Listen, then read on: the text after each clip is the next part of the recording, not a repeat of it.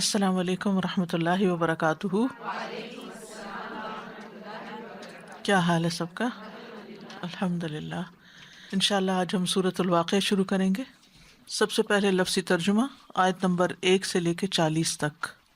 نحمدہ ونصلی علی رسولہ الکریم اما بعد فاعوذ باللہ من الشیطان الرجیم بسم اللہ الرحمن الرحیم رب اشرح لی صدری ویسر لی امری واحلل عقدۃ من لسانی یفقہوا قولی. سورۃ الواقعہ. اذا جب، وقعت واقع ہو جائے گی، الواقعہ واقع ہونے والی، لیسا نہیں ہے، لوقعتها اس کا واقع ہونا، کاذبۃ کوئی جھوٹ، خافضۃ پست کرنے والی ہے، رافعۃ بلند کرنے والی ہے. اذا جب، رجت ہلائی جائے گی، الارض زمین، رجا سخت ہلایا جانا، وبست اور ریزہ ریزہ کر دیے جائیں گے، الجبال پہاڑ، بسا ریزہ ریزہ کیے جانا، فکانت تو وہ ہو جائیں گے، ہباء گرد و غبار، منبثا منتشر، وکنتم اور ہو جاؤ گے تم، ازواجن جماعتوں میں، ثلاثہ تین، فاصحاب المیمنۃ پس دائیں ہاتھ والے، ما کیا ہیں، اصحاب المیمنہ دائیں ہاتھ والے، واصحاب المشأمۃ اور بائیں ہاتھ والے، ما کیا ہیں، اصحاب المشأمۃ بائیں ہاتھ والے، والسابقون اور آگے بڑھنے والے، السابقون تو آگے بڑھنے والے ہیں، اولئک یہی لوگ ہیں، المقربون جو مقرب ہیں، قریب کیے گئے ہیں، فی جناتی باغات میں، النعیم نعمتوں والے، ثلۃ ایک بڑا گروہ، من الاولین پہلوں میں سے، وقلیل اور بہت تھوڑے، من الآخرین پچھلوں میں سے، علی سرر تختوں پر ہوں گے، موضونۃ سونے کی تاروں سے بنے ہوئے یا جڑاؤ، متکئین تکیہ لگائے ہوئے ہوں گے، علیہا ان پر، متقابلین آمنے سامنے یعنی بیٹھے ہوں گے، یطوف گردش کر رہے ہوں گے، علیہم ان پر، ولدان لڑکے، مخلدون ہمیشہ رہنے والے، باکواب سات پیالوں، و اباریقا اور سراہیوں کے، وکأس اور ساغر، من معین بہتی شراب کے، لا یصدعون نہ سر درد میں مبتلا کیے جائیں گے، عنہا اس سے، ولا اور نہ، ینزفون وہ بہکیں گے، وفاکہۃ اور پھل، مما اس میں سے جو، یتخیرون وہ پسند کریں گے، وہ اختیار کریں گے، ولحمی اور گوشت، طیر پرندوں کا، مما اس میں سے جو، یشتہون وہ خواہش کریں گے، وحور اور گوری عورتیں، عین بڑی آنکھوں والی، کامثال جیسے، اللؤلؤ موتی ہوں، المکنون چھپے ہوئے، جزاء بدلہ ہے، بما اس کا جو، کانو تھے وہ، یعملون وہ عمل کرتے، لا یسمعون نہ وہ سنیں گے، فیہا اس میں، لغوا کوئی لغو بات، ولا اور نہ، تأثیما کوئی گناہ کی بات، الا مگر، قیلن کہنا، سلامن سلام، سلاما سلام، واصحاب الیمین اور دائیں ہاتھ والے، ما کیا ہیں، اصحاب الیمین دائیں ہاتھ والے، فی سدر بیریوں میں، مخضود بغیر کانٹوں کے، وطلح اور کیلوں میں، منضود تہ بتہ، وظل اور سایوں میں، ممدود لمبے، وماء اور پانی میں، مسکوب بہتے ہوئے، وفاکہۃ اور پھلوں میں، کثیرۃ بکثرت، لا نہ، مقطوعتن ختم ہونے والے، ولا اور نہ ممنوعتن روکے جانے والے، وفرشن اور نشست گاہوں میں، مرفوعتن اونچی، انا بے شک ہم، انشأناہن پیدا کیا ہم نے انہیں، انشاء نئے سرے سے پیدا کرنا، فجعلناہن تو بنا دیا ہم نے انہیں، ابکارا کماریاں، عربن خامندوں کی پیاریاں، اترابن ہم عمر، لاصحاب الیمین دائیں ہاتھ والوں کے لیے، ثلتن ایک بڑا گروہ ہوگا، من الاولین پہلوں میں سے، وثلتن اور ایک بڑا گروہ ہوگا، من الآخرین پچھلوں میں سے، بعد والوں میں سے۔ اعوذ باللہ من الشیطان الرجیم، بسم اللہ الرحمن الرحیم۔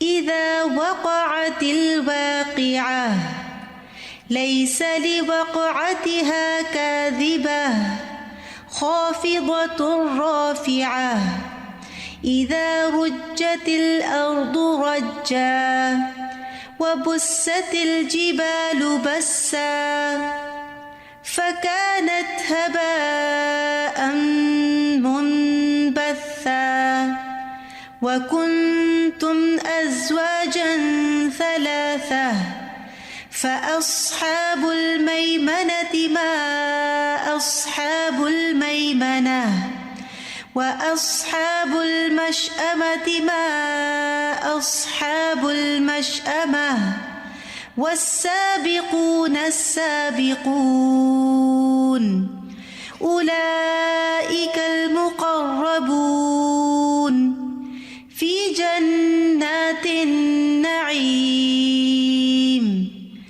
ثلة من الأولين وقليل من الآخرين على سرر موضونة متكئين عليها متقابلين يطوف عليهم ولدان مخلدون بأكواب وأباريق وكأس من معين لا يصدعون عنها ولا ينزفون وفاكهة مما يتخيرون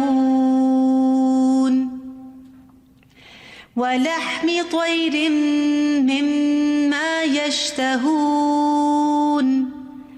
وحور عين كأمثال اللؤلؤ المكنون جزاء بما كانوا يعملون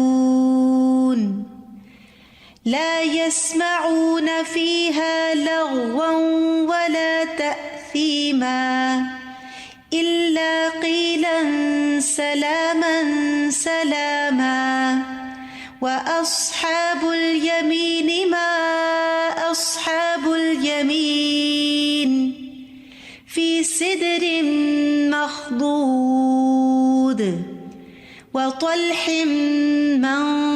منضود وظل ممدود وماء مسكوب وفاكهة كثيرة لا مقطوعة ولا ممنوعة وفرش مرفوعة إنا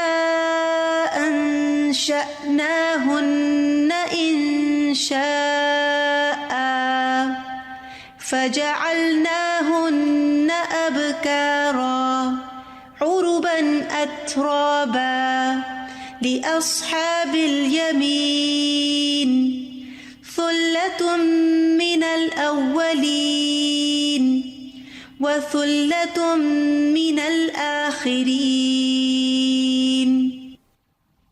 سورۃ الواقعہ مکی صورت ہے، مفصلات میں سے ہے، آیات کی تعداد 96 ہے، ترتیب کے اعتبار سے اس کا نمبر 56 ہے، نزول کے اعتبار سے سورۃ طٰہٰ کے بعد نازل ہوئی، اس میں 3 رکوع ہیں، 96 آیات ہیں، 378 کلمات ہیں، 1703 حروف ہیں۔ اس سورت کو اسلوب شرط کے ساتھ یعنی اذا کے ساتھ شروع کیا جا رہا ہے، اور اس صورت میں بھی اللہ لفظ جلالہ نہیں آتا، اس کا ایک ہی نام بتایا جاتا ہے یعنی الواقعہ، اور یہ واقعہ قیامت کے ناموں میں سے ایک نام ہے، اور اس لیے بھی کہ اللہ تعالیٰ نے اس سورت کو اذا وقعت الواقعہ سے شروع کیا ہے۔ نبی صلی اللہ علیہ وسلم فجر کی نماز میں اس سورت کی تلاوت کیا کرتے تھے۔ جابر بن سمرہ رضی اللہ عنہ کہتے ہیں کہ رسول اللہ صلی اللہ علیہ وسلم بھی تمہاری نمازوں کی طرح نمازیں پڑھایا کرتے تھے جس طرح آج کل تم پڑھاتے ہو، لیکن وہ نماز میں تخفیف فرماتے تھے، یعنی ہلکی رکھتے تھے نماز جب جماعت سے پڑھاتے، اور ان کی نماز تمہاری نماز سے ہلکی ہوتی تھی، اور وہ نماز فجر میں سورت واقعہ اور اس جیسی صورتیں پڑھتے تھے۔ سوچئے کہ پڑھنے والے نبی صلی اللہ علیہ وسلم ہوں اور فجر کا وقت ہو، ہر طرف خاموشی ہو اور قیامت کے تذکرے ہوں اور جنت جہنم کے تذکرے ہوں، تو کس طرح دلوں میں قرآن اترتا ہوگا، اور وہ بھی کہ اہل زبان ہو جن کی زبان میں قرآن نازل ہوا اور وہ اس کو سمجھ بھی رہے ہوں، اور پھر ایمان کے ساتھ اس کو پڑھنے والے ہوں، تو یہ چیز واقعی انسان کا تزکیہ بھی کرتی ہے اور اس کو عمل میں بھی آگے بڑھاتی ہے۔ تو اس لیے کوشش کرنی چاہیے کہ ایسی صورتیں یاد ہو جائیں اور ان کو بلند آواز سے بھی پڑھا جائے۔ اگر آپ کی سورۃ الرحمن کا حفظ مکمل ہو جائے تو الواقعہ کو شروع کر لیجئے، کیونکہ یہ بھی اپنے معنی اور مفہوم کے اعتبار سے بہت ہی دلوں میں اترنے والی صورت ہے۔ پچھلی صورت میں ہم نے جنتوں کا ذکر پڑھا، 2 طرح کی جنتوں کا اور ایک جہنم کا، وہاں بھی ایک طرح سے 3 گروہوں کا ذکر تھا جو صورت کے آخر میں تھا۔ یہاں صورت کے شروع میں ہی 3 گروہوں کا ذکر آیا ہے اور ان کی مزید جنت کی اور جہنم کی تفصیلات بھی مختصر سی بیان ہوئی ہیں۔ تو سب سے پہلی آیت ہے اذا وقعت الواقعہ، جب واقع ہونے والی یعنی قیامت واقع ہو جائے گی، یعنی جب قیامت آ جائے گی۔ قیامت کے بہت سے نام ہیں قرآن مجید میں اور بہت سی صفات بھی بیان ہوئی ہیں۔ ناموں میں جیسے طامہ، صاخہ، آزفہ، قارعہ، اور صفات تو اور بھی بہت ساری ہیں۔ قیامت پر ایمان لانا جو ہے یہ ایمان بالآخرت کا حصہ ہے، ارکان ایمان میں سے ہے، اور اس کے بارے میں مشرکین کو شک تھا، اور وہ اپنی مجلسوں کے اندر رسول اللہ صلی اللہ علیہ وسلم کی زبان سے جو اسلام کی دعوت سن رہے تھے، اس میں جو چیز انہیں بہت عجیب لگتی تھی اور جو عقل سے بعید لگتی تھی وہ یہ کہ ایک دن یہ سارا جو دنیا کا نظام ہے یہ ختم ہو جائے گا اور سب انسان مر جائیں گے اور ہر چیز تباہ و برباد ہو جائے گی اور پھر ہم دوبارہ اٹھیں گے۔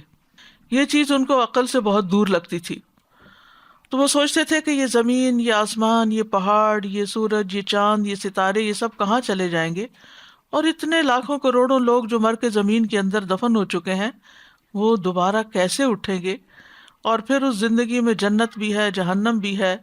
تو یہ ان کے لیے ایک طرح کی بریکنگ نیوز ہوتی تھی جب بھی نئی کوئی صورت نازل ہوتی، کیونکہ ابتدائی دور کی صورتوں میں زیادہ سے زیادہ آخرت کا ذکر تھا ایمان باللہ کے ساتھ ساتھ۔ تو اس پر اللہ سبحانہ وتعالیٰ نے یقین دہانی کرانے کے لیے جو انداز اختیار کیا کہ اذا وقعت الواقعہ، یعنی جب واقع ہو جائے گی، قائم ہو جائے گی، برپا ہو جائے گی، واقع ہونے والی، یعنی جس کو لازماً پیش آ کے ہی رہنا ہے، جو ہو کر رہے گی، یعنی یہ ایسی چیز ہے جس کو ٹلنا ہے ہی نہیں۔ اور پھر واقعہ کا لفظ جو ہے یہ اردو میں بھی استعمال ہوتا ہے، ایسی چیز جو واقع ہو چکی ہو، یعنی ہو چکی ہو۔ تو یہاں بھی اذا وقعت الواقعہ، واقع ہونے والی، یعنی سمجھو کہ ہو چکی، اتنا یقینی بات ہے یہ۔ لیس لوقعتها کاذبہ، جس کے واقع ہونے میں کوئی جھوٹ نہیں۔ کاذبہ ایسے ہی ہے جیسے عافیہ، اور یہ کذب کے معنوں میں، جس کا واقع ہونا کوئی جھوٹ نہیں۔ تو واقعہ اور وقعہ میں فرق کیا ہے؟ وقعہ کہتے ہیں عربی زبان میں کسی بڑے حادثے کے اچانک برپا ہونے کو، کیونکہ قیامت بھی اچانک آئے گی۔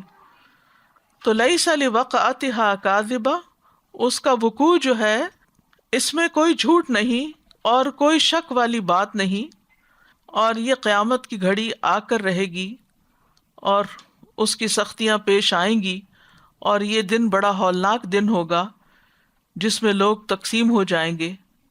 اور یہ بھی ہم جانتے ہیں کہ قیامت کا دن، قیامت کی گھڑی کب واقع ہوگی؟ جمعہ کے دن۔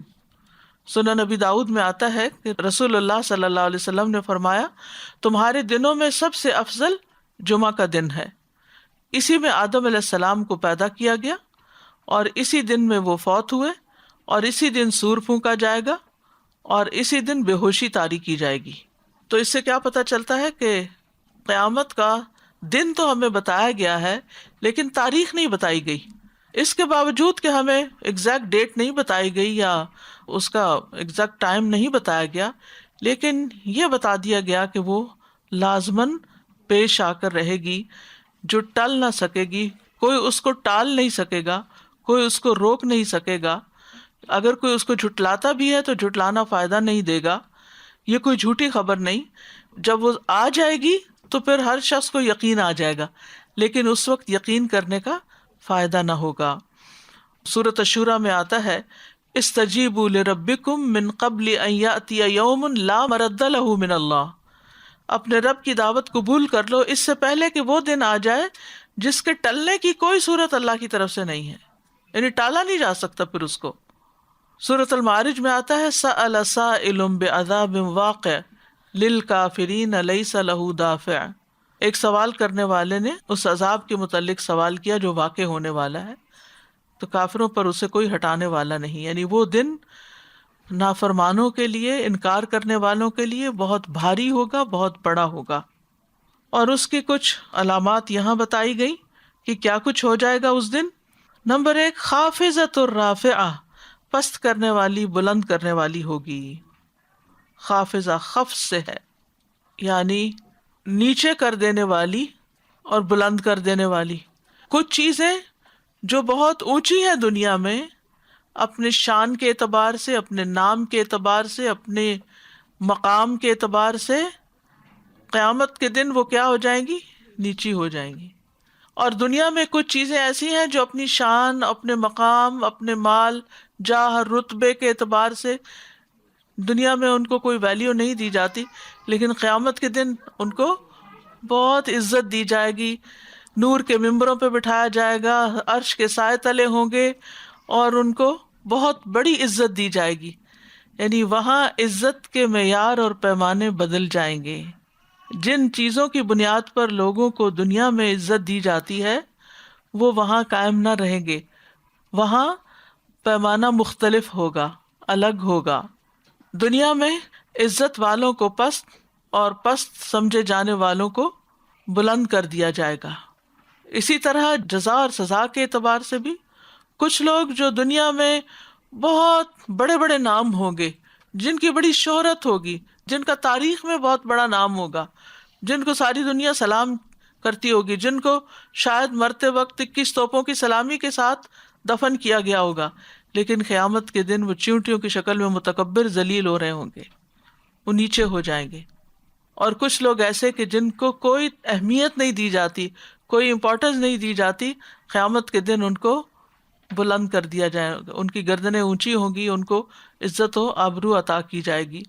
کچھ لوگ ہمیشہ کی اعلیٰ علیین میں پہنچ جائیں گے، اور کچھ لوگ اسفل السافلین میں یا جہنم کے درکات میں جو سب سے نچلے درجے ہوں گے اس میں۔ نبی صلی اللہ علیہ وسلم کے زمانے میں جو منافقین تھے وہ دنیاوی اعتبار سے بہت شان و شوکت رکھتے تھے، بڑا سٹیٹس تھا ان کا، بڑا مقام تھا ان کا، دیکھنے میں ان کی باتیں، ان کے لباس، ان کا رہن سہن، ان کا سب کچھ مدینہ کے سب سے ایلیٹ ٹاپ کلاس لوگوں میں ہوتا تھا۔ لیکن قیامت کے دن منافقین کا حال کیا ہوگا پھر؟ ان المنافقین فی الدرک الاسفل من النار، وہاں پر درجات بلند ہوں گے ایمان اور علم کے ساتھ۔ یہ دو چیزیں ایسی ہیں کہ جو درجوں کو بلند کرنے والی ہوں گی۔ قرآن مجید میں آتا ہے، یرفع اللہ الذین آمنوا منکم والذین اوتوا العلم درجات، اللہ ان لوگوں کو درجوں میں بلند کرے گا جو تم میں سے ایمان لائے اور جنہیں علم دیا گیا۔ علم سے ایمان بھی بڑھتا ہے، اور ایمان زیادہ ہو تو علم میں دل لگتا ہے، پھر علم کا شوق انسان کے اندر پیدا ہو جاتا ہے۔ تو اہل علم اور اہل ایمان ہی وہ لوگ ہوں گے جن کو آخرت میں بلندی عطا کی جائے گی، اور جو ان کے علاوہ ہوں گے ان کا مرتبہ اسی طرح پست کر دیا جائے گا۔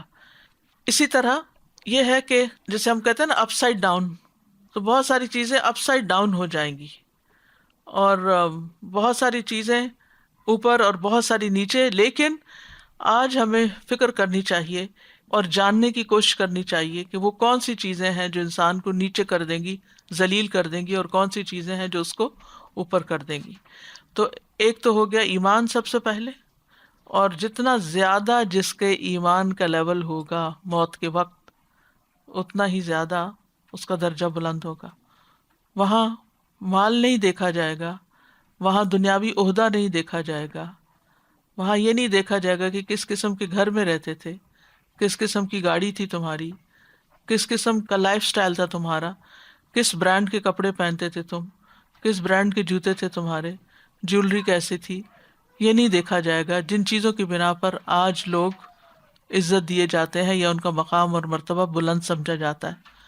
وہاں یہ ساری چیزیں ایک طرف رکھ کے انسان کے ایمان کو ناپا پرکھا تولا جائے گا، اور اس کے بعد یہ کہ علم کتنا حاصل کیا، کیونکہ جتنا جتنا انسان علم حاصل کرتا چلا جاتا ہے، دنیا میں بھی آپ دیکھیں ایک ڈگری کے بعد ایک ڈگری، ایک سرٹیفکیٹ کے بعد ایک، تو انسان دنیا کی تعلیم بھی کیوں حاصل کرتا ہے؟ آگے بڑھنے کے لیے، اونچے مقام حاصل کرنے کے لیے۔ تو اسی طرح آخرت میں بھی جو دین کا علم حاصل کرے گا، نفع مند علم حاصل کرے گا، اور اس علم سے پھر لوگوں کو فائدہ پہنچائے گا، وہ انسان آخرت میں بھی بلندی پائے گا۔ اس کے برعکس جاہل اور نافرمان لوگ ذلیل و خوار ہو رہے ہوں گے، یعنی یہ دو چیزیں انسان کو پست کرنے والی ہوں گی۔ تو دنیا میں کتنے ہی ایسے لوگ ہیں جن کی مال کی وجہ سے، جاہ کی وجہ سے عزت کی جاتی ہے، اور بعض اوقات کسی خاص کام کی وجہ سے بہت شہرت ہو جاتی ہے، تو بڑی فیم ہوتی ہے، ساری دنیا میں مشہور ہو جاتے ہیں، لیکن قیامت کے دن یہ مشہوری ان کے کسی کام نہیں آئے گی۔ بعض لوگ اپنی قوت کی بنا پر، قوت کسی بھی طرح کی ہوتی ہے، تکبر میں آ جاتے ہیں اور اپنے آپ کو بڑا سمجھنے لگتے ہیں، تو متکبرین لوگ تو خاص طور پر ذلیل و خوار ہوں گے، اور ان کو قیامت کے دن چیونٹیوں کی شکل میں لوگ روندیں گے اور ان کو ذلیل کریں گے۔ اسی طرح قرآن مجید سے ہمیں پتہ چلتا ہے کہ کفار کی، یعنی کفر پر مرنے والوں کی ذلت ہوگی۔ وجوہ یومئذ علیہا غبرہ ترہقہا قترہ اولئک ھم الکفرۃ الفجرہ۔ کافر و فاجر لوگ، نافرمان لوگ، یعنی کفرہ بھی ہیں اور فجرہ، یا صرف فجرہ یعنی فسق و فجور میں زندگی بسر کرنے والے، نافرمانیوں میں زندگی بسر کرنے والے، یہ ذلیل ہو رہے ہوں گے۔ اسی طرح کچھ لوگ چہرے کے بل اٹھائے جائیں گے۔ تو ایک صحابی نے کہا کہ یا رسول اللہ، چہرے کے بل کیسے ان کو اٹھایا جائے گا؟ تو آپ نے فرمایا جس نے دنیا میں ان کو 2 پاؤں پہ چلنا سکھایا ہے، وہ قیامت کے دن ان کو چہرے کے بل چلا دے گا۔ تو قتادہ رضی اللہ عنہ نے کہا کہ ضرور ہمارے رب کی قسم ایسا ہی ہوگا۔ پھر اسی طرح قیامت کے دن مختلف لوگوں کے مختلف حال ہوں گے۔ نبی صلی اللہ علیہ وسلم نے فرمایا تم قیامت کے دن پیدل اور سوار اٹھائے جاؤ گے، کچھ ایسے بھی ہوں گے جنہیں منہ کے بل گھسیٹا جائے گا، یعنی حشر کے میدان میں لوگوں کا حال ہو رہا ہوگا۔ اور سورۃ الرحمن میں آپ پڑھ چکے ہیں یعرف المجرمون بسیماہم فیؤخذ بالنواصی والاقدام، مجرم اپنی علامت سے پہچانے جائیں گے، پھر پیشانی کے بالوں اور قدموں سے ان کو پکڑا جائے گا۔ پھر اسی طرح یہ ہے کہ مجرم بیڑیوں میں جکڑے ہوئے ہوں گے، ان کو یعنی زنجیروں میں باندھا گیا ہوگا۔ اور جو انتہائی شریر لوگ ہوں گے وہ سب سے بدترین حال میں ہوں گے قیامت کے دن۔ اور یہ کون لوگ ہوں گے؟ جن کے شر کی وجہ سے لوگ ان سے ملنا چھوڑ دیں، جن کے شر کی وجہ سے لوگ ان سے ملنا چھوڑ دیں، یعنی ان کی بد زبانی اور بد اخلاقی اور بے وقوفی کی وجہ سے لوگ ان کو ایک طرف کر دیں کہ ان سے بات نہ کرنا چاہیں، کیونکہ جب بھی ان سے بات کرتے ہیں تو کوئی نہ کوئی ٹانٹ سنتے ہیں، کوئی نہ کوئی غیبت بدگمانی کی باتیں سنتے ہیں، کوئی نہ کوئی بد اخلاقی کی باتیں، چیخنا چلانا پکارنا۔ تو ایسے لوگوں سے لوگ پناہ مانگتے ہیں، یہ دور ہی رہے ہم سے۔ تو قیامت کے دن ایسے لوگ بھی انتہائی ذلیل ہوں گے۔ کچھ لوگ ایسے ہوں گے جن سے اللہ تعالیٰ کلام بھی نہ کرے گا، پھر اسی طرح کچھ لوگ ایسے ہوں گے جن کی طرف اللہ تعالیٰ دیکھے گا بھی نہیں، اور یہ کون ہے؟ جو والدین کے نافرمان ہیں، اور مردوں کی مشابہت اختیار کرنے والی عورتیں، اور دیوس جو اپنے گھر میں بے حیائی کو برقرار رکھتا ہے۔ اسی طرح ایک اور روایت میں عادی شرابی، یعنی جو مرتے دم تک شراب پیتا رہے، اور ایک اور روایت میں دے کر احسان جتلانے والا۔ پھر کچھ لوگ نبی صلی اللہ علیہ وسلم سے قیامت کے دن بہت دور ہوں گے مجلس میں۔ یہ کون لوگ ہیں؟ جو سب سے زیادہ ناپسندیدہ اور دور رہنے والے، فرمایا جو زیادہ باتیں کرنے والے، بلا سوچا سمجھے اور بے احتیاط بولنے والے اور تکبر کرنے والے، یعنی کثرت کلام جو ہے پسندیدہ نہیں، الا یہ کہ کوئی فائدے کی بات ہو۔ پھر اسی طرح جانوروں کو ان کا حق نہ دینے والے، جانور ان کو روند رہے ہوں گے۔ کچھ لوگ جو ہیں وہ لوگوں کے لیے پل بنے ہوئے ہوں گے، لوگ ان کے اوپر سے گزریں گے۔ نبی صلی اللہ علیہ وسلم نے فرمایا ٹیک لگا کے نہ کھانا، چھنے ہوئے آٹے کی روٹی نہ کھانا، مسجد میں کوئی جگہ نہ مقرر کرنا کہ اسی میں ہی نماز پڑھی جائے، اور جمعہ کے دن گردنیں نہ پھلانگنا۔ یہ خاص حدیث ہے، جمعہ کے دن گردنیں نہ پھلانگنا کہ پھلانگ پھلانگ کے لوگوں کی، ورنہ اللہ قیامت کے دن تجھے لوگوں کے لیے پل بنا دے گا۔ پھر اسی طرح خیانت کرنے والے۔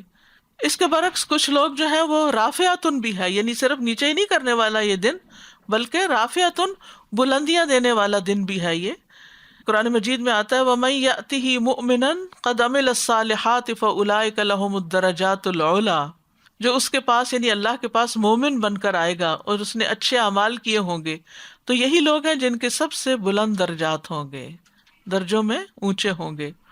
وہ رحمان کے سائے تلے ہوں گے، 7 آدمی جنہیں اللہ تعالیٰ اپنے عرش کے سائے تلے جگہ دے گا۔ نمبر 1 عادل حکمران، نمبر 2 وہ نوجوان جس نے اللہ کی عبادت میں پرورش پائی، نمبر 3 جس نے اللہ کو تنہائی میں یاد کیا پھر اس کی آنکھوں سے آنسو نکل آئے۔ اکیلے میں رونا، بعض اوقات مجلس میں دوسرے رو رہے ہیں ان کو دیکھ کے ہمیں بھی رونا آ جاتا ہے، لیکن اکیلے میں اللہ کو یاد کر کے، آخرت کو یاد کر کے رونا۔ وہ شخص جس کا دل مسجد میں اٹکا رہتا ہے، وہ 2 آدمی جو آپس میں اللہ کے لیے محبت کرتے ہیں، وہ شخص جسے کسی بلند مرتبہ اور خوبصورت عورت نے اپنی طرف بلایا اور اس نے کہا میں اللہ سے ڈرتا ہوں، وہ شخص جس نے اتنا پوشیدہ صدقہ کیا کہ بائیں ہاتھ کو بھی نہ پتا چل سکا کہ دائیں ہاتھ نے کیا دیا۔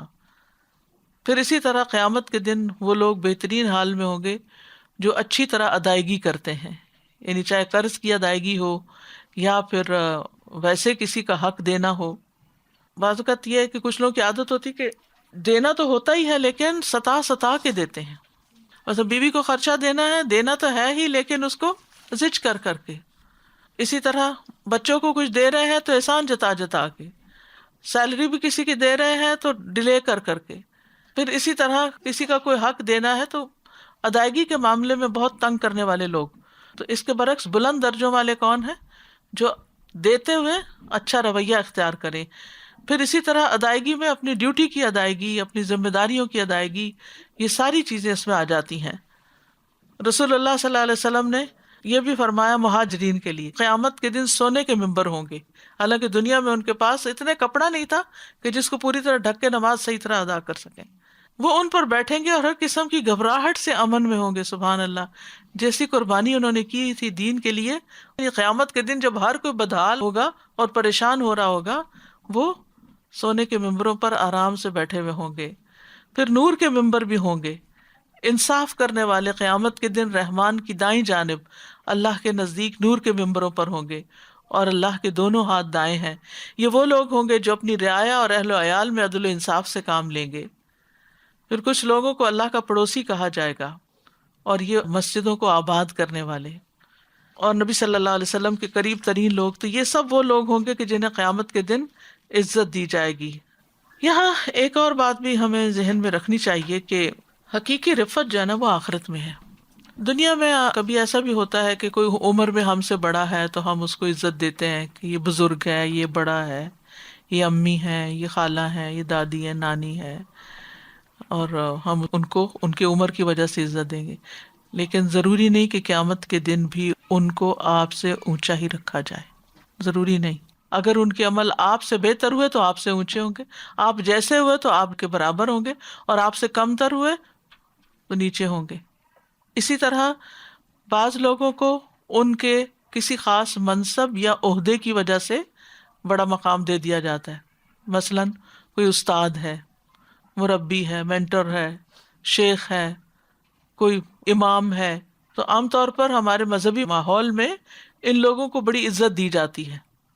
لیکن اگر انہوں نے اپنی تنہائی کے اوقات کو اور اپنے اخلاص کو اللہ کے لیے خالص نہ کیا تو قیامت کے دن ہو سکتا ہے کہ جو ان کے فالوورز ہوں، جو ان کے پیچھے نماز پڑھتے ہوں، جو ان سے تعلیم حاصل کرتے ہوں، وہ عمل میں کہیں زیادہ آگے اور ان کا مقام ان سے وہاں بلند ہو جائے.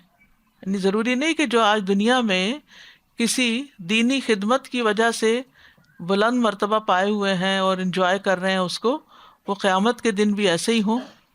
اگر ان کے عمل کے ساتھ ساتھ ان کی نیت ٹھیک نہیں، یا ان کے اندر اخلاص نہیں، یا پھر یہ ہے کہ انہوں نے وہ سب کچھ جو دوسروں کو بتایا خود کیا ہی نہیں. یعنی دوسروں کو تو بتاتے رہے یہ بھی کرو وہ بھی کرو، لیکن خود کر کے نہیں دیا. اسی طرح مثلاً ایک شخص امام میں نماز پڑھاتا ہے، اس کی نماز کے اندر کوئی خشوع نہیں، لیکن پیچھے ایک پڑھتا ہے تو وہ رو رو کے پڑھ رہا ہے، اس کی نماز میں کہیں زیادہ خشوع ہے، تو وہ کیا ہے؟ قیامت کے دن اس کا مقام آگے ہوگا، درجہ بلند ہوگا. اسی طرح دنیا میں بعض لوگ جو ہیں وہ صدقات بہت زیادہ کرتے ہیں اور سب لوگوں کی نظر میں آ جاتے ہیں کہ یہ بہت سخی انسان ہے، لیکن ایک شخص غریب ہے، وہ دل ہی دل میں روتا ہے کہ میرے پاس اتنا نہیں کہ میں کر سکوں، لیکن جو ایک کھجور بھی ملتی ہے وہ اللہ کے راستے میں دینے کو تیار ہو جاتا ہے. اور جو بھی اس کے پاس ہے وہ خلوص کے ساتھ کرتا ہے، دکھاوے کے ساتھ نہیں، کہیں اس کا ذکر نہیں کرتا، مینشن نہیں کرتا. جیسا کہ جنگ تبوک کے موقع پر ایک شخص ایک مٹھی پر کھجوریں لایا تو آپ نے کیا فرمایا؟ اس کو سارے ڈھیر کے اوپر بکھیر دو، کہ یہ سارے ڈھیر کے مقابلے میں زیادہ قیمتی ہیں. یعنی ضروری نہیں کہ ایک شخص کے اعمال کی کوانٹٹی ہی زیادہ ہو، اس کا یہ مطلب نہیں کہ ہم کہیں کہ کوانٹٹی کم کر دو، نہیں، کوانٹٹی بھی کاؤنٹ ہوگی. کہنے کا مطلب یہ ہے کہ اخلاص کے ساتھ کیا ہوا ایک قطرے جتنا عمل بھی بہت بلندی دینے والا ہے انسان کو اللہ کی نگاہوں میں. تو اس لیے ہمیں حقیقی رفعت کو تلاش کرنا چاہیے. اس بات پہ پریشان نہیں ہونا چاہیے کہ لوگ ہمیں امپورٹنس نہیں دیتے، کیونکہ کچھ لوگوں نے زندگی کا مسئلہ ہی بنایا ہوا ہے کہ لوگ ان کو نہیں پوچھتے، وہ اسی غم میں مبتلا ہے، میرا شوہر نہیں مجھے پوچھتا، بچے پرواہ نہیں کرتے، اور میرا کوئی دوست نہیں، وغیرہ وغیرہ. یعنی مختلف طرح کے مسائل میں ہم گھرے رہتے ہیں نا. کچھ تو حقیقی مسائل ہوتے ہیں اور کچھ ہمارے میڈ اپ ہوتے ہیں، یعنی ہم ان کو مسئلہ بنائے ہوئے ہوتے ہیں. تو اصل مسئلہ دنیا نہیں ہے، اصل مسئلہ آخرت ہے. وہاں میرا کیا مقام ہوگا، وہاں میں کہاں کھڑی ہوں گی، وہاں کس طرح اور کس حالت میں ہوں گی میں. اس لیے بہت ضروری ہے کہ ہم وہاں کی فکر کریں، کیونکہ یہ تو ہونے ہی والا ہے. اذا وقعت الواقعہ لیس لوقعتها کاذبہ خافضۃ رافعہ. اور یہ تبدیلیاں جب ہوں گی تو انسان ہکا بکا رہ جائیں گے کہ یہ ہمارے ساتھ کیا ہو گیا. اور ہم تو بلندیوں کی تلاش میں تھے، کیونکہ دنیا میں حقیقت میں انسان ہمیشہ بلندیوں کی تلاش میں رہتا ہے کہ میں اور اونچی پرواز ہو میری، اور اونچا چلا جاؤں، اور آگے بڑھ جاؤں، اور شان بلند ہو جائے. لیکن دنیا میں حاصل کی ہوئی شان وہاں زیرو ہو جائے گی، سوائے اس کے کہ کوئی چیز اللہ ہی کے لیے کی ہو. بسم اللہ الرحمن الرحیم. اذا وقعت الواقعة ليس لوقعتها كاذبة خافضة رافعة. استاذہ جی، آپ صلی اللہ علیہ وسلم کی جو بھی چیزیں سنتے ہیں کہ چھوٹی سی چیز پہ وہ اتنا خوش ہو جاتے تھے، چھوٹی چھوٹی، ہمارے اندر سے یہ چیزیں ختم ہو گئی ہیں. ہم اب صرف بڑی بڑی چیزوں میں اور اسی میں ہمارا فوکس بھی یہی ہو گیا ہے. ہم خود بھی یہی چاہتے ہیں کہ ہم بہت بڑے بڑے کام کریں، اور چھوٹے چھوٹے کاموں کو ہم نے جو ہے بالکل اگنور کر دیا. بالکل. یعنی یہ جو ہے نا کہ ہر شخص سمجھتا ہے کہ کوئی بہت بڑا کام کرے گا تو پھر ہی شاید اس کی کوئی نجات ہوگی. لیکن اگر کوئی چھوٹا کام، چھپ کے کرنے والا کام، جو کسی کی نظر میں نہیں آنے والا، جس پہ کوئی تعریف کرنے والا نہیں، جو کسی نے نوٹس ہی نہیں کیا، وہ تو شاید کوئی ویلیو نہیں رکھتا. حالانکہ قیامت کے دن اس عمل کی جو ویلیو ہوگی وہ بڑے بڑے ان کاموں کی نہیں ہوگی جو دکھاوے کی نظر ہو گئے. بعض اوقات ایسا ہوتا ہے نا کہ کہیں فنڈ ریزنگ یا صدقہ وغیرہ دیا جا رہا ہوتا ہے تو اس میں ہم شرما جاتے ہیں کہ ہمارے پاس تو صرف کوائنز ہی ہیں، ہم یہ دیں گے تو پتہ نہیں کوئی کیا سمجھے گا. تو کیونکہ اگر کسی باکس میں بھی ڈالنے تو ڈالتے ہوئے بھی کچھ نہ کچھ نظر پڑ ہی جاتی ہے نا، جتنا مرضی چھپائے وہ ڈبہ ہی چھنک جائے گا. تو ایسے موقعوں پر بھی جب کہ بہت تھوڑا کرنے کا موقع ہو، بعض اوقات ایک چھوٹی سی ایک ٹیشو پیپر ہی کہیں گرا ہوا اٹھانے کا موقع ہوتا ہے تو انسان اس کو ایک معمولی عمل سمجھ کے اٹھا لیتا ہے، ہمیں نہیں پتا کہ وہ میزان میں کتنی بڑی نیکی بن جائے. اسی طرح کسی کے پاس سے گزرتے ہوئے بغیر سوچے ہوئے بھی ہم اسمائل کر کے گزر جاتے ہیں تو وہ کتنی بڑی نیکی بن جائے. تو سبق یہ ملتا ہے کہ چھوٹی چھوٹی چیزوں کو بھی حقیر نہیں سمجھنا چاہیے، اور چھوٹے چھوٹے اعمال بھی چھوٹے نہیں ہیں اگر وہ خلوص کے ساتھ کیے ہوئے ہوں، کیونکہ اصل عزت تو اللہ کے ہاں ہے. وہ جانتا ہے نا ہم نے کون سا کام کتنی مشکل کے ساتھ کیا ہے اور کس جذبے کے ساتھ کر رہے ہیں. سلام کرنا اچھے اخلاق والے، کیونکہ رسول اللہ صلی اللہ علیہ وسلم نے ایک مجلس میں 3 مرتبہ فرمایا، کیا میں تمہیں نہ بتاؤں کہ قیامت کے دن تم میں سب سے زیادہ میری نگاہوں میں محبوب اور میرے قریب تر مجلس والا کون ہوگا؟ ہم نے عرض کیا نہیں یا رسول اللہ ہمیں نہیں معلوم. آپ نے فرمایا تم میں سے جس کے اخلاق سب سے اچھے ہوں گے وہ نبی صلی اللہ علیہ وسلم کی نگاہوں میں محبوب بھی ہوگا اور آپ کی مجلس میں قریب ترین ہوگا. اور سب سے زیادہ دور کون ہے؟ باتونی، بہت باتیں کرنے والی، کیونکہ جب انسان بہت باتیں کر لیتا ہے نا تو پھر بعض اوقات تو اس کا عمل پیچھے ہو جاتا ہے. یعنی کام کی بات کرے، خیر کی بات کرے، لیکن فضول باتیں اور فالتو باتیں اور بلا وجہ بولتے چلے جانا یہ نہیں ہونا چاہیے. پھر فرمایا اذا رجت الارض رجا، جب زمین یک بارگی ہلا دی جائے گی. رجا، رجا کہتے ہیں کسی کو جھٹکا لگانے کو. یہ زلزلے کی ابتدائی حالت ہوگی. پھر ہوگا اذا زلزلت الارض زلزالہا. پھر ہے رجف، یوم ترجف الارض والجبال وکانت الجبال کثیبا مہیلا. تو یہاں پر کیا فرمائے؟ اذا رجت الارض رجا، جب زمین یکبارگی یعنی اس کو جھٹکا دیا جائے گا، زلزلہ آئے گا اور زمین ہلنے لگے گی. تو اس سے کیا ہوگا کہ زمین اپنے اندر کی چیزوں کو نکال کے باہر کر دے گی. اور یہاں مفعول مطلق استعمال ہوا نا، رجت الارض رجا، اور یہ کس کے لیے ہوتا ہے مفعول مطلق؟ تاکید کے لیے، کہ جس دن واقعی وہ ہلا مارے گا. یعنی کہ زلزلہ جو ہے وہ کوئی مقامی زلزلہ نہیں ہوگا. ابھی تو کیا ہوتا ہے کہ زمین کے ایک حصے پہ زلزلہ ہوتا ہے تو دوسرے حصے میں پتہ بھی نہیں چلتا، لیکن وہ پوری کی پوری زمین یک مرتبہ ہلا دی جائے گی.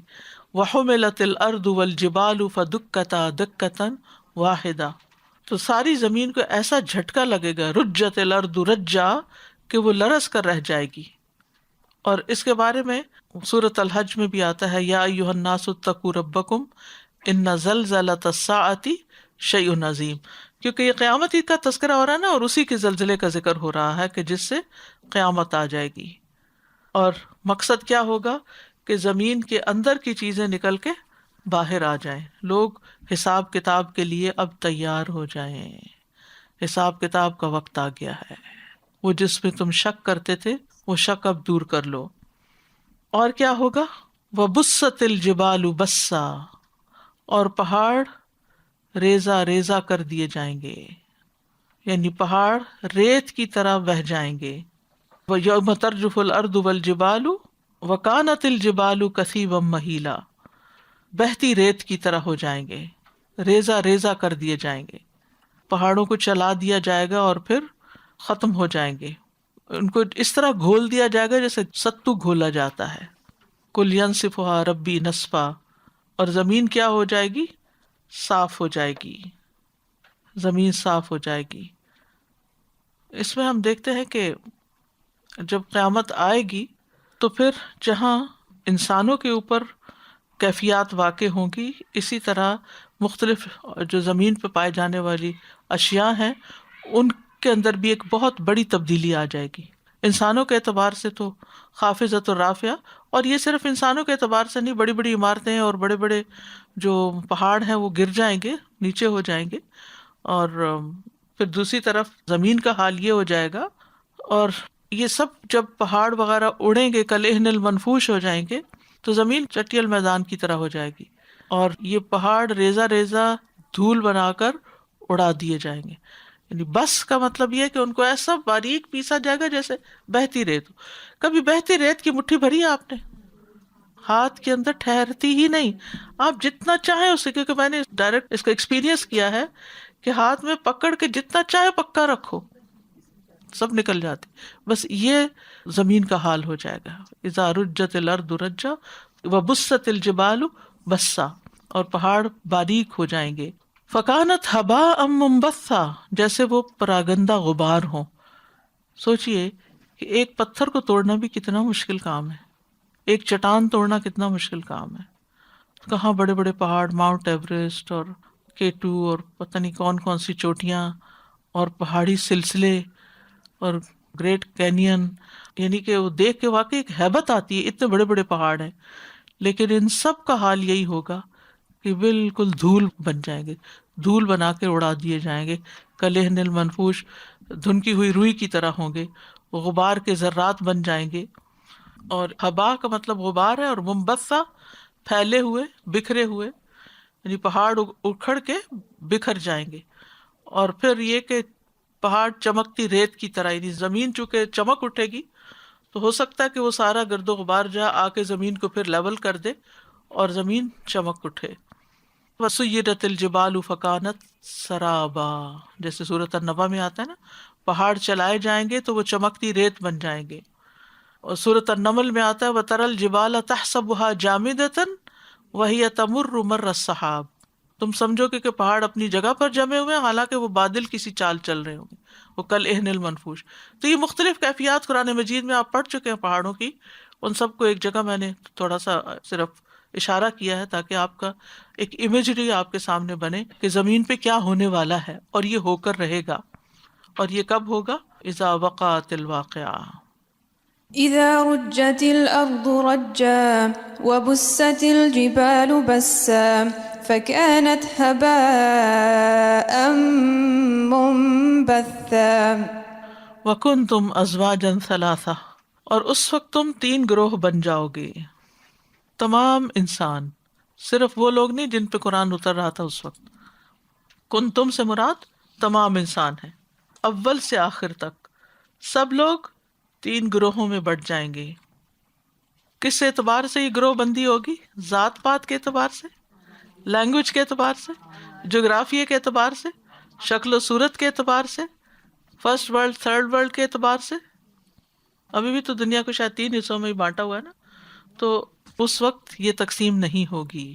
اس وقت عمل کے اعتبار سے، اچھے یا برے اعمال کے اعتبار سے 3 گروہوں میں بٹ جاؤ گے. لوگوں کی 3 جماعتیں ہوں گی. اور یہ 3 جماعتیں کون سی ہوں گی؟ ایک ہیں دائیں ہاتھ والے جو عرش کی دائیں جانب ہوں گے، ان کا نامہ اعمال بھی دائیں ہاتھ میں دیا جائے گا، یہ عام جنتی ہیں.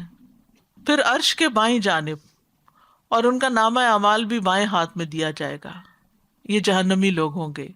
اور تیسرے فور فرنٹ، آگے آگے سبقت کرنے والے، سابقون، جو اللہ کی رضا کے کاموں میں سبقت کرنے والے ہوں گے. انبیاء، رسل، صدیقین، شہداء، ان کی تعداد دائیں ہاتھ والوں کی نسبت سے کم ہوگی.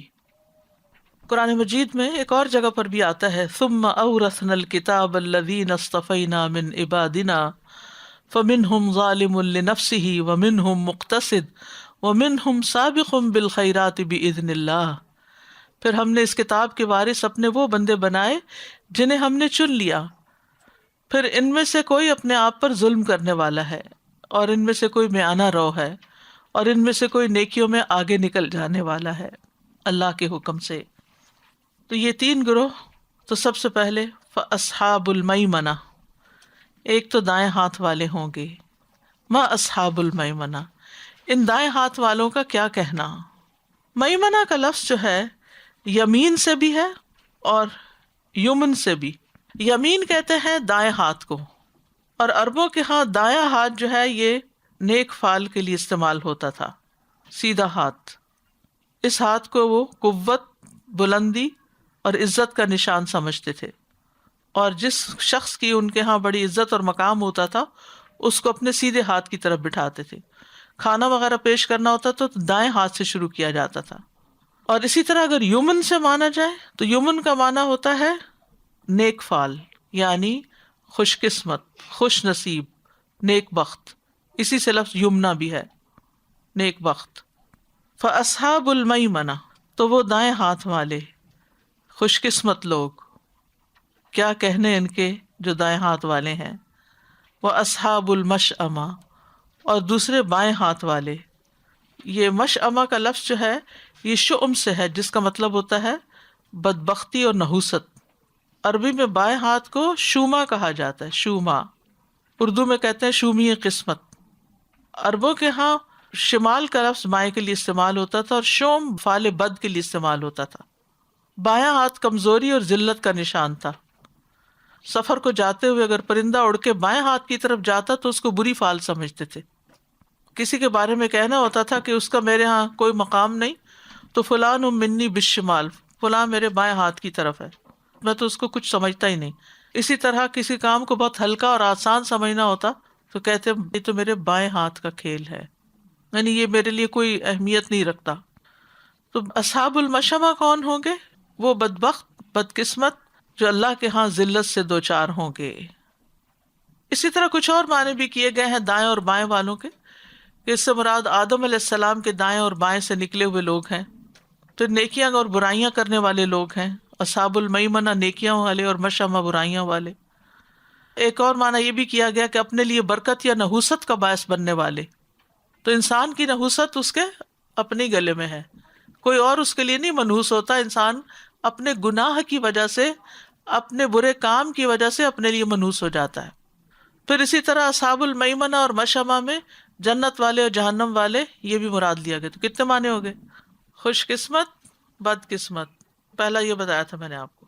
جنت والے، جہنم والے، آدم علیہ السلام کے دائیں طرف سے پیدا ہونے والے اور بائیں طرف سے برکت اور نحوست کا باعث بننے والے، عزت والے اور ذلت والے. لیکن ان دو گروہوں کا ذکر کرنے سے پہلے اللہ سبحانہ وتعالیٰ ذکر فرماتے ہیں والسابقون السابقون کا، ٹاپ کلاس لوگ جو سب سے زیادہ عزت والے لوگ ہیں. اور تیسرے جو ہیں سبقت کرنے والے، تو بہرحال سبقت کرنے والے ہیں.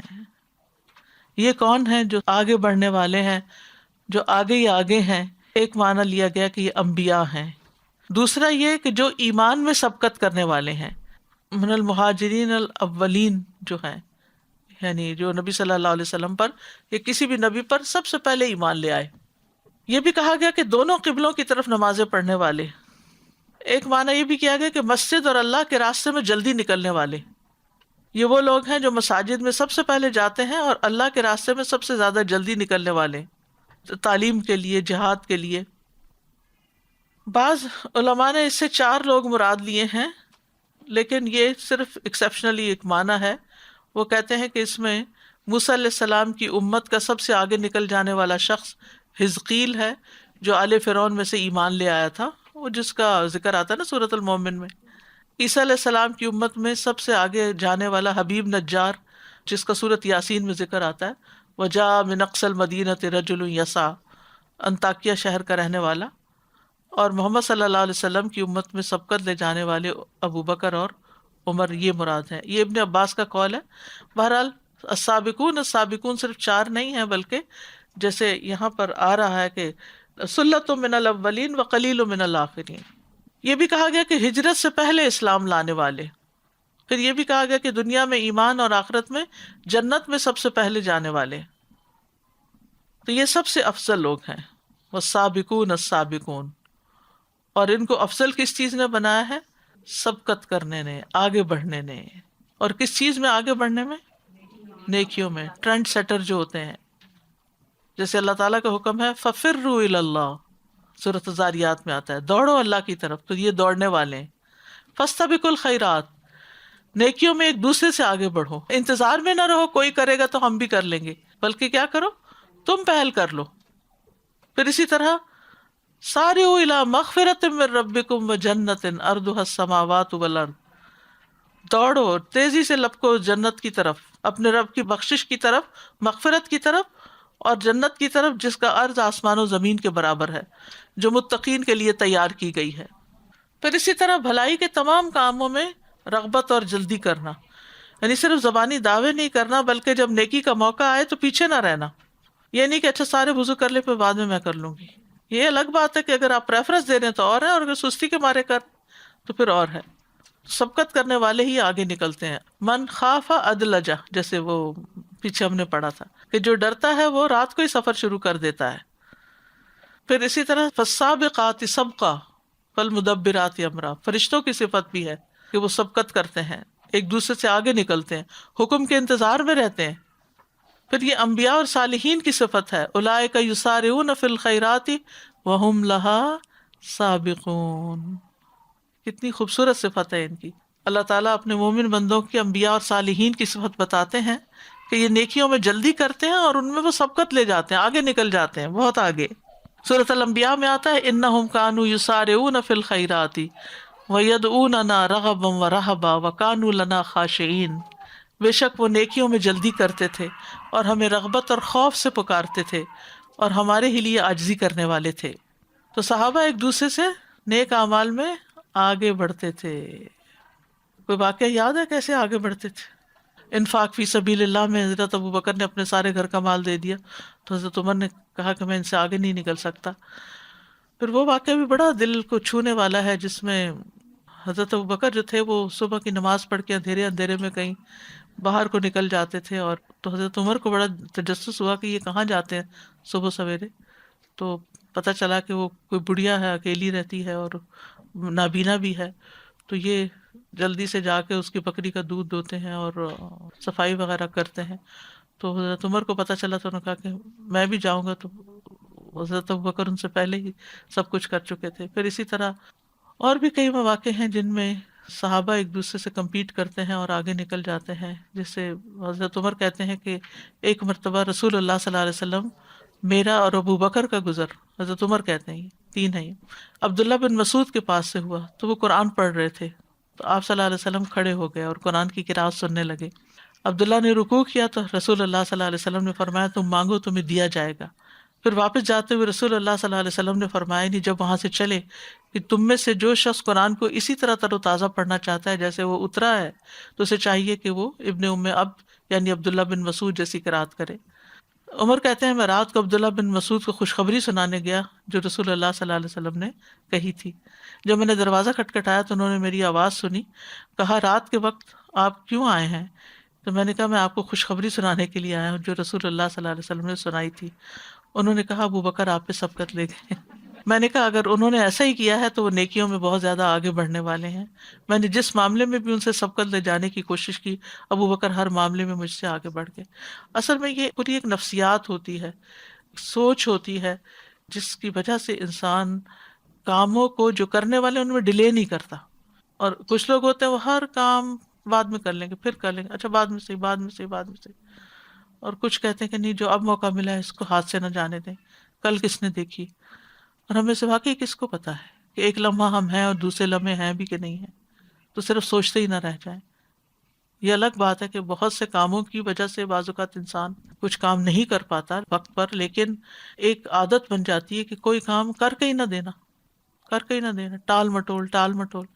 اور کس قدر افسوس کے ساتھ کہنا پڑتا ہے کہ ہمارے اداروں میں خاص طور پر بیک ہوم آپ دیکھیں کہ جو بیوروکریسی ہے اس کی وجہ سے لوگوں کے کام کس قدر رکتے ہیں اور کس قدر ٹانگ اڑائی جاتی ہے، اور معمولی سا کام اٹکا رہتا ہے، لوگوں کی زندگیاں پریشان رہتی ہیں.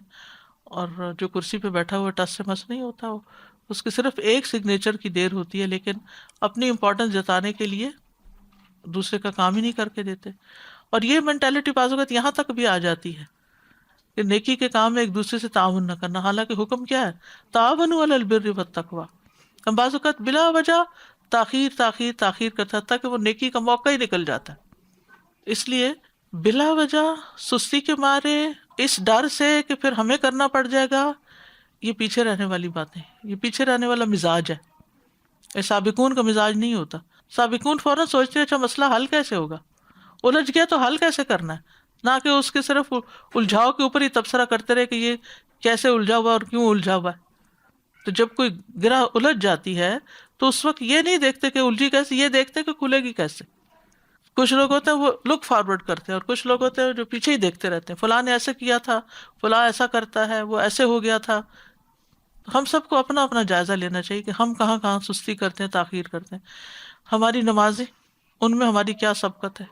یعنی کہ فرض نماز تو سبھی پڑھتے ہیں، نوافل میں ہم کہاں کھڑے ہیں. کہ اگر وقت ہوتا بھی ہے تو ہم کس کام میں لگ جاتے ہیں. فرض روزے تو سبھی رکھتے ہیں، فرض حج تو سبھی کوشش کرتے ہیں کرنے کی، اسی طرح قرآن کی تلاوت، نیکی کے جتنے بھی کام ہیں، لوگوں کی خدمت، گھر والوں کی خدمت. اچھا بچوں میں بھی آپ دیکھیں گے کہ ایک بچے کو آپ آواز دیتے فوراً آ جاتا ہے. کچھ لوگوں کے بارے میں ہوتا ہے کہ اس کو کام کہہ دیا نا، فکر کی ضرورت ہی نہیں، اس سے ہو ہی جائے گا. اور کچھ لوگوں کو آپ کام کہتے تو آپ پریشان ہی رہتے کہ پتہ نہیں ہوگا یا نہیں ہوگا. تو سبقت کرنے والے جو ہیں وہ ایسا رویہ نہیں اختیار کرتے کہ کام کر کے نہ دیں، بلکہ وہ خود بھی کرتے ہیں اور دوسروں کو بھی ساتھ لگا لیتے ہیں. بعض کام ایسے ہوتے ہیں نا کہ اگر کوئی کہے کہ یہ کرو تو وہ کہتے ہیں اچھا نہیں ہے ہم نہیں کر سکتے. نہیں، یہ کہنے کے بعد اچھا سوچتے ہیں کچھ کرتے ہیں اس کا، یا پھر بتا دیتے ہیں کہ اچھا اگر یہ مدد مل جائے تو یہ کام بہت آسان ہو سکتا. اچھا آج تو نہیں ہو سکے کہ 2 دن مل جائے تو یہ کام ہو جائے گا. یعنی نیکی کا انکار نہیں کرتے. اور ہمیں تو باقاعدہ سکھایا جاتا ہے کہ نو کیسے کرتے ہیں. کم از کم نیت ہی کر لو. ٹھیک ہے اگر نہیں کر سکتے تو جھوٹے لارے بھی نہ لگاؤ کسی کو، لیکن یہ ہے کہ دل میں حسرت ضرور ہے کہ کاش یہ نیکی میرے حصے میں آ جاتی، کاش میں کرنے کے قابل ہوتا. کیونکہ بعض اوقات ہمارے ہاتھ بندھے بھی ہوتے ہیں نا، کبھی بچے چھوٹے ہوتے ہیں، کبھی مالی تنگی ہوتی ہے، کبھی صحت کی خرابی ہوتی ہے، کبھی اور کئی مسائل ہوتے ہیں کہ جن کی وجہ سے انسان نیکی کا کام نہیں کر سکتا. لیکن کتنی بڑی ہمارے دین میں خوبصورتی ہے کہ جو شخص نیت کر لیتا ہے اور کر نہیں بھی سکتا تو اس نیت کا بھی اس کو اجر مل جاتا ہے. ہم کم از کم نیت تو کرنے والے ہوں. اچھا اس کا فائدہ کیا ہے؟ نیکیوں میں آگے بڑھنے کا فائدہ یہ ہے کہ دنیا میں جو نیکی کی طرف جلدی بڑھتے ہیں وہ جنت میں بھی جلدی پہنچ جائیں گے، جنت میں بھی آگے آگے جائیں گے. اور صرف آگے ہی نہیں جائیں گے بلکہ بلند درجات، اولئک لہم الدرجات العلی، اونچے ہی اونچے، بلند ہی بلند. اولئک یسارعون فی الخیرات وہم لہا سابقون، ان المتقین فی جنات ونہر فی مقعد صدق عند ملیک مقتدر. تو ہمیں فرما برداری میں سبقت کرنی چاہیے کہ اللہ کا حکم آ گیا بس اب کر لوں. گناہ ہو گیا تو بخشش میں سبقت کرنی چاہیے، دیر نہیں لگانی چاہیے کہ بڑھاپے میں توبہ کریں گے. نیکی کے ہر کام میں سبقت. رسول اللہ صلی اللہ علیہ وسلم نے فرمایا ایک دفعہ اپنی مجلس میں، تم میں سے آج کس نے روزے کی حالت میں صبح کی ہے؟ ابو بکر رضی اللہ عنہ نے کہا میں نے. آپ نے پوچھا تم میں سے آج جنازے کے ساتھ کون گیا ہے؟ ابو بکر کہتے ہیں میں گیا ہوں. فرمایا تم میں سے آج کس نے مسکین کو کھانا کھلایا؟ ابو بکر نے عرض کیا میں نے کھلایا. آپ نے فرمایا تم میں سے آج کس نے مریض کی عیادت کی ہے؟ ابو بکر نے عرض کیا میں نے کی ہے. تو رسول اللہ صلی اللہ علیہ وسلم نے فرمایا یہ سب کام جب کسی آدمی میں جمع ہو جائیں تو وہ ضرور جنت میں داخل ہوگا. یعنی بعض اوقات ہم ایک نیکی کر رہے ہوتے ہیں نا، بس ایک ہی کو نیکی سمجھتے سمجھتے باقی تو اوروں کا کام ہے. نہیں، اگر ہمارے بس میں ہے، ہماری صلاحیت میں، ہماری ہمت میں ہے تو ہم پیچھے نہ رہیں کہ ایک کر لیا بس وہی کافی، یہ ایٹیٹیوڈ نہ ہو. پھر اسی طرح اول وقت میں نماز ادا کرنا، سب سے پہلے مسجد کی طرف چلے جانا، پہلی صف میں شریک ہونا. نبی صلی اللہ علیہ وسلم نے فرمایا اگر لوگوں کو یہ معلوم ہو جائے کہ آذان اور صف اول میں شامل ہونے کا کتنا ثواب ہے، پھر وہ اپنے لیے قرہ اندازی کے علاوہ کوئی چارہ نہ پائیں. یعنی ایسا جھگڑا ہو کہ وہ جگہ ہی نہ ملے کسی کو، پھر اپنے لیے قرہ اندازی کے علاوہ کوئی چارہ نہ پائیں تو ضرور قرہ اندازی کریں. اگر لوگوں کو علم ہو جائے کہ نماز ظہر کے لیے جلدی آنے کا کتنا ثواب ہے تو وہ ضرور سبقت کریں. پھر اسی طرح جمعہ کے دن جلدی مسجد جانے کا کیا ثواب ہے. جو سب سے پہلے گیا اس کا ثواب کتنا ہے؟ جیسے اس نے اونٹ کی قربانی کی، دوسرے نمبر پہ گائے کی، تیسرے نمبر پہ سینگ والا دمبا، چوتھے نمبر پر مرغی، پانچویں نمبر پر انڈا. اور امام جب خطبے کے لیے مسجد میں آ جاتا ہے تو فرشتے ذکر سننے لگ جاتے ہیں اور دفتر رکھ دیتے ہیں، لکھتے نہیں، پھر بس جو آنے تھے آ گئے. اسی طرح صدقہ کرنے میں جلدی. عقبہ کہتے ہیں کہ میں نبی صلی اللہ علیہ وسلم کے پیچھے مدینہ میں عصر کی نماز پڑھ رہا تھا تو آپ سلام پھیر کر جلدی سے کھڑے ہو گئے اور آدمیوں کی گردنیں پھیلا کر آپ اپنی ازواج کے کسی حجرے کی طرف تشریف لے گئے. تو لوگ آپ کی تیزی کی وجہ سے گھبرائے کہ آپ اتنی تیزی سے یعنی سلام پھیرتے ہی فوراً نکل آئے ہیں. تو جب آپ باہر تشریف لائے تو لوگوں کو دیکھا کہ وہ متعجب ہیں. فرمایا مجھے کچھ سونا یاد آ گیا تھا جو ہمارے ہاں رکھا ہوا تھا، بس میں نے اس بات کو برا سمجھا کہ وہ مجھے اللہ کی یاد سے روکے، لہٰذا میں نے اس کے تقسیم کرنے کا حکم دے دیا. پھر سلام میں ایک دوسرے سے سبقت کی کوشش کرنا. پھر حدیث سیکھنے میں جلدی کرنا، سبقت کرنا، یعنی علم کے سوال کرنا. ابو ہریرہ کہتے ہیں رسول اللہ صلی اللہ علیہ وسلم سے عرض کیا گیا یا رسول اللہ قیامت کے دن آپ کی شفاعت کی سعادت سب سے زیادہ کون حاصل کرے گا؟ رسول اللہ صلی اللہ علیہ وسلم نے فرمایا، ابو ہریرہ میرا بھی خیال تھا کہ یہ حدیث تم سے پہلے مجھ سے کوئی نہیں پوچھے گا، کیونکہ حدیث لینے میں تمہیں سب سے زیادہ حریص دیکھتا ہوں۔ قیامت کے دن میری شفاعت کی سعادت سب سے زیادہ اسے حاصل ہوگی جس نے لا الہ الا اللہ خلوص دل سے کہا۔ اس صحابی کا بھی یاد ہوگا کہ جو جنگ کے میدان میں احد کے دن کہتا ہے کہ اے اللہ کے رسول اگر میں مارا جاؤں تو میں کہاں جاؤں گا؟ تو فرمایا جنت میں۔ تو اس شخص نے وہ کھجوریں کھا رہا تو کھجوریں پھینک دی کہ پھر تو بڑی دیر ہو جائے گی، اور فوراً آگے بڑھ گیا اور شہید ہو گیا۔ ایک اور حدیث جو ہم سب جس پہ عمل کر سکتے ہیں، ابو ذر کہتے ہیں رسول اللہ صلی اللہ علیہ وسلم کی خدمت میں عرض کیا گیا کہ مال و دولت والے ثواب کما گئے، وہ ہماری طرح دعا اور اذکار بھی کرتے ہیں، خرچ بھی کرتے ہیں، جبکہ ہم خرچ نہیں کر سکتے۔ آپ نے فرمایا کیا میں تمہیں ایسا کام نہ بتاؤں کہ جب تم اسے کرو گے تو اپنے آگے والوں کو پالو گے اور پچھلے والوں سے سبقت لے جاؤ گے۔ ہر نماز کے بعد الحمدللہ، سبحان اللہ اور 33 بار اور اللہ اکبر 34 بار کہو تو کوئی تم سے آگے نہیں بڑھ سکتا۔ تو یہ سب کون ہیں؟ سابقون السابقون اولئک المقربون، یہ وہ لوگ ہیں جو قریب کیے جائیں گے، قریب کیے جانے والے۔ مقرب مفعل کے وزن پر قریب کیے جانے والے، یعنی اللہ عز و جل کے قریب، جنت کے اونچے درجوں میں۔ جیسے حضرت آسیہ نے دعا مانگی تھی، رب ابنی لی عندک بیتا فی الجنہ، اپنے پاس جنت میں گھر عطا کر، ٹھیک ہے، کیونکہ فردوس جنت کے اعلیٰ درجات میں سے ہے جس کے اوپر اللہ عز و جل کا عرش ہے، اور جنت کے 100 درجے ہیں۔ کتنے ہیں؟ 100۔ ہر 2 درجوں کے درمیان 100 سال کا فاصلہ ہے، جیسا کہ زمین و آسمان کے درمیان کا فاصلہ۔ فردوس اس کا اعلیٰ ترین درجہ ہے، اس سے 4 نہریں نکلتی ہیں، اس کے اوپر عرش ہے۔ جب بھی تم اللہ سے سوال کرو تو جنت الفردوس کا کرو۔ بسم اللہ الرحمن الرحیم اذا وقعت الواقعة ليس لوقعتها كاذبة خافضة رافعة إذا رجت الأرض رجا وبست الجبال بسا فكانت هباء منبثا وكنتم أزواجا ثلاثة فأصحاب الميمنة ما أصحاب الميمنة وأصحاب المشأمة ما أصحاب المشأمة والسابقون السابقون أولئك المقربون والسابقون السابقون اولئک المقربون۔ سابقون آگے نکلنے والے، جو ہر نیکی کے کام میں آگے جانے والے ہوں۔ جب اللہ اور اس کے رسول کی کوئی پکار آئے تو لبیک کہنے والے ہوں، چاہے وہ ذاتی عبادت کا معاملہ ہو، یا اللہ کے راستے میں خرچ کرنے کا ہو، یا لوگوں کی خدمت کا ہو، یا کسی کے کام آنے کا ہو، یا نیکیوں کو پھیلانے کا ہو، یا برائیوں کو مٹانے کا معاملہ ہو۔ تو ہر کام شوق سے کرتے ہیں اور آگے بڑھ کے کرتے ہیں، اپنے آپ کو پیش کرتے ہیں۔ تو بچا بچا کے نہ رکھ اسے، تیرا آئینہ ہے وہ آئینہ کہ شکستہ ہو تو عزیز تر ہے نگاہ آئینہ ساز میں۔ ایک حدیث میں آتا ہے، حضرت عائشہ کی روایت ہے کہ رسول اللہ صلی اللہ علیہ وسلم نے لوگوں سے پوچھا، جانتے ہو قیامت کے روز کون لوگ سب سے پہلے پہنچ کر اللہ کے سائے میں جگہ پائیں گے؟ لوگوں نے عرض کیا، اللہ اور اس کا رسول ہی زیادہ بہتر جانتے ہیں۔ فرمایا، وہ جن کا حال یہ تھا کہ جب ان کے آگے حق پیش کیا گیا تو انہوں نے قبول کر لیا، جب ان سے حق مانگا گیا تو انہوں نے ادا کر دیا، اور دوسروں کے معاملے میں ان کا فیصلہ وہی کچھ تھا جو خود اپنی ذات کے معاملے میں تھا۔ جو اپنے لیے پسند کرتے تھے وہی دوسروں کے لیے پسند کرتے تھے۔ تو بہرحال ایسے ہی لوگ اللہ کے مقرب ہیں۔ اس سے بڑا کوئی مقام ہو سکتا ہے کہ کسی کو اللہ کا قرب نصیب ہو جائے اور وہ ہمیشہ ہمیشہ کی زندگی میں اللہ کے قریب ترین مقام پائے، جنت الفردوس میں؟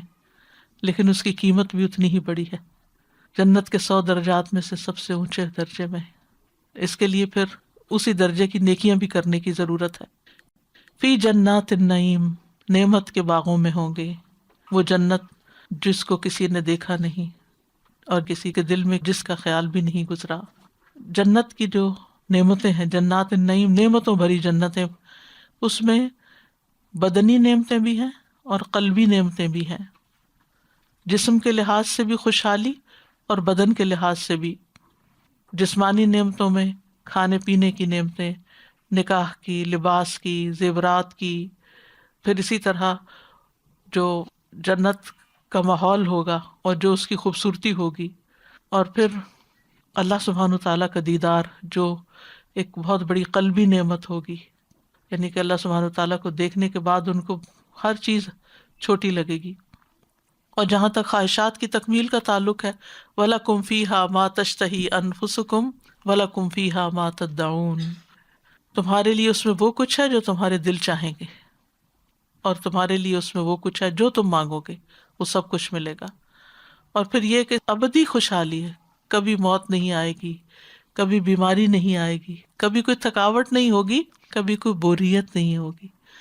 دنیا میں انسان کو ایک خاص درجے کی نعمتیں مل جاتی ہیں، پھر وہ ان کا عادی ہو جاتا ہے، پھر وہ ان سے بور ہونے لگتا ہے، پھر کہتا ہے اب اس کو تبدیل کرو. کبھی گھر تبدیل کرتا ہے، اور کبھی گھر کا فرنیچر تبدیل کرتا ہے، اور کبھی کسی اور طرح تبدیلی چاہتا ہے، چینج چاہتا ہے. لیکن وہاں لا یبغون عنہا حولا، وہاں سے وہ کوئی تبدیلی چاہیں گے ہی نہیں. ان کی سب سے بڑی تمنا اور سب سے بڑی خواہش کیا ہوگی؟ اللہ کے چہرے کا دیدار کریں. للذین احسنوا الحسنی وزیادہ، جن لوگوں نے نیکی کی انہی کے لیے نہایت اچھا بدلہ اور کچھ زیادہ ہے. اور زیادہ کیا ہے؟ اللہ تعالیٰ کے چہرے کی طرف نظر کرنا. تو یہ ان کی جزا بتائی گئی، مقربین کی جزا، کہ جن کو اللہ تعالیٰ اپنے قریب کریں گے، عزت بخشیں گے اور انہیں طرح طرح کی نعمتیں عطا کریں گے. ثلۃ من الاولین وقلیل من الاخرین. ثلہ بڑی جماعت، من الاولین پہلوں میں سے، پہلوں میں سے بہت ہوں گے. اب یہاں پر یہ کہ پہلے کون ہیں؟ وقلیل من الاخرین، اور پچھلوں میں تھوڑے ہوں گے. ثلہ کہتے ہیں بڑی جماعت کو، ایک گروہ کو. اور اولین سے مراد محمد صلی اللہ علیہ وسلم کے اوپر ایمان لانے والے پہلے، اور پھر آخرین سے مراد آپ ہی کی امت کے آخری حصے کے لوگ. اور یہ بھی کہا گیا ہے کہ آدم علیہ السلام کے وقت سے لے کر نبی صلی اللہ علیہ وسلم کی بعثت تک جتنی امتیں گزری ہیں وہ اولین ہیں، اور آپ کی بعثت کے بعد قیامت تک کے لوگ آخرین ہیں. ایک رائے ہے یہ.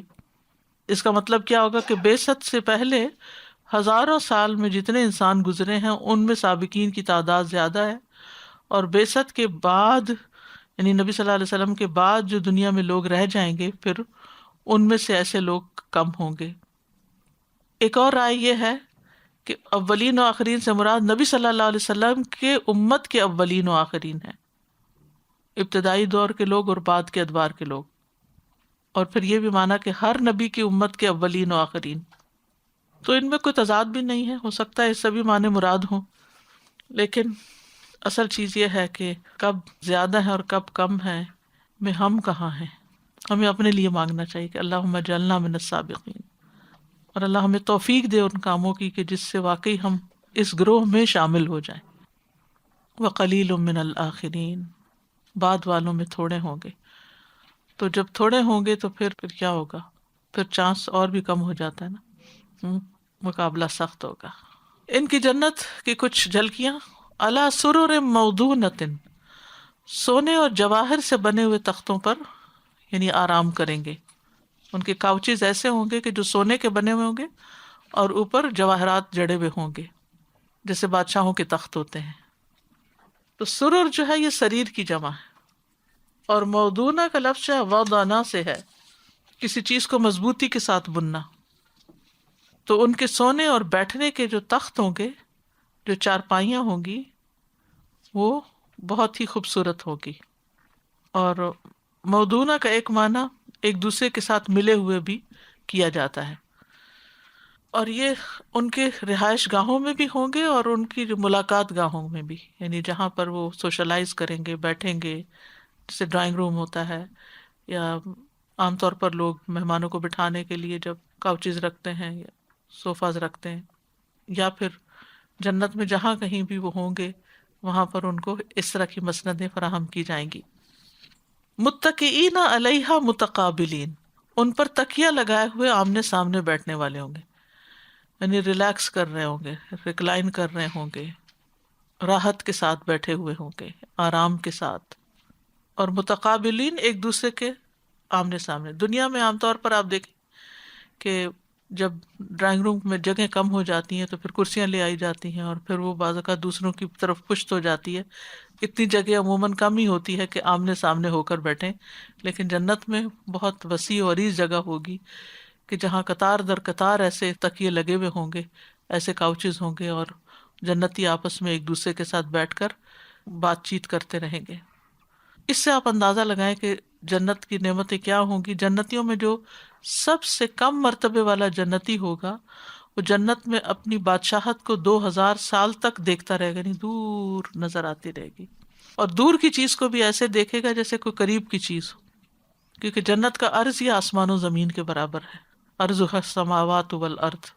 اور وہاں جو ملاقاتیں ہوں گی ان میں محبتیں بہت ہوں گی، ان کے دل آپس میں صاف ہوں گے. یہاں پر کیا ہوتا ہے کہ ظاہری رکھ رکھاؤ بہت ہوتا ہے، اوپر سے ایک دوسرے کی تعریفیں ہو رہی ہوتی ہیں اور دل دوسروں سے جڑے ہوئے نہیں ہوتے، اور جب ملاقات کے بعد جاتے ہیں تو بعض اوقات اور زیادہ تکلیف اٹھا کے جاتے ہیں. تو وہ ایک دوسرے کی طرف پشت کر کے بھی نہیں بیٹھیں گے، با ادب ہوں گے، ان کے دل انتہائی صاف ہوں گے، اور پھر ان کے دلوں سے کینہ وغیرہ نکال لیا جائے گا. جو دنیا میں انسانی فطرت شیطان ہے، وسوسہ ڈال دیتا ہے، کوئی کسی کے بارے میں بدگمانی آ جاتی ہے، محبت کے باوجود بھی ایک دوسرے سے کوئی شکایت ہو جاتی ہے، لیکن وہاں پر ایسی کوئی شکایت نہیں ہوگی، بلکہ دل صاف ستھرے ہوں گے. یہ جو تدابر ہوتا ہے نا، دوسروں کی طرف پیٹ پھیر کے بیٹھنا اور دھیان سے نہ بیٹھنا، کلاس روم کی سیٹنگ تو اب مجبوری ہے کیونکہ جگہ ہی نہیں ہے کہ اتنا ہو کہ صرف کنارے کنارے پر ہی کرسیاں لگی ہوئی ہوں کہ سب ایک دوسرے کو دیکھ سکیں. لیکن عام گیدرنگ میں، سٹنگ میں، کہیں پر بھی آپ بیٹھنے لگے تو ضرور آپ یہ دیکھ کے بیٹھیں کہ میری بیک تو نہیں کسی کی طرف ہو رہی. یعنی حد الوسع کوشش کریں، کیونکہ لا تدابرو کا لفظ آتا ہے حدیث میں کہ ایک دوسرے کو پشت نہ دکھاؤ، ایک دوسرے کی طرف منہ موڑ کے نہ بیٹھو بلکہ فیس کر کے بیٹھو. یطوف علیہم ولدان مخلدون. اب انہیں خود اٹھ کے سرو نہیں کرنا پڑے گا، یعنی ملاقات کرنے کے لیے جائیں گے یا آئیں گے، اور ان کے جو ساری ملاقات کی جگہ ہوں گی جہاں وہ تکیے لگا کے بیٹھے ہوں گے اور انجوائے کر رہے ہوں گے، ماضی کی باتیں کر رہے ہوں گے، اور اتنا کچھ جنت میں ہوگا کہ جس کو ڈسکرائب کرنے کے لیے اور جس کی بیوٹی کو دیکھنے کے لیے انہیں عمریں بیت جائیں گی پھر بھی وہ ختم نہیں ہوگا. ہر چیز کے اندر ایک خوبصورتی پیدا ہوتی چلی جائے گی. تو وہاں پھر ان کا جب کچھ کھانے پینے کو دل چاہے گا، کیونکہ جنت میں بھوک نہ اور پیاس نہیں ہوگی. وَأَنَّكَ لَا تَجُوعُ فِيهَا وَلَا تَعْرَىٰ. وہاں پر نہ دھوپ ہے، نہ گرمی ہے، نہ بھوک ہے، نہ پیاس ہے، لیکن صرف انجوائے کرنے کے لیے جو بھی کھانا چاہیں گے کھائیں گے.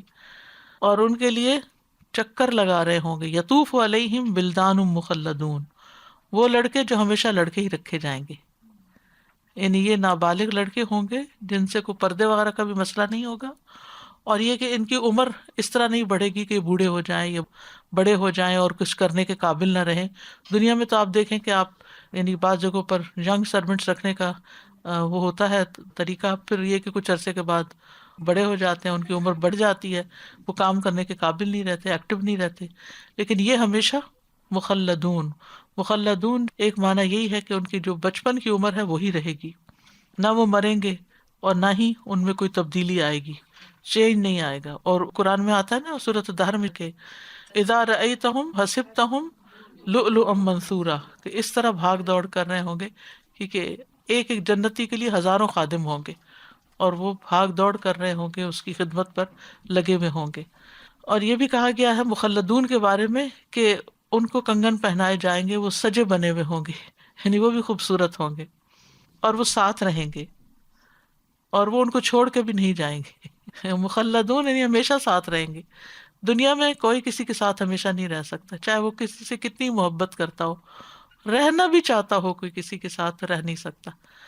لیکن وہاں پر کوئی کسی کو چھوڑ کر نہیں جائے گا، اور کوئی اپنی ڈیوٹی سے غائب بھی نہیں ہوگا، اور کسی طرح کوئی کسی کو تکلیف نہیں پہنچائے گا.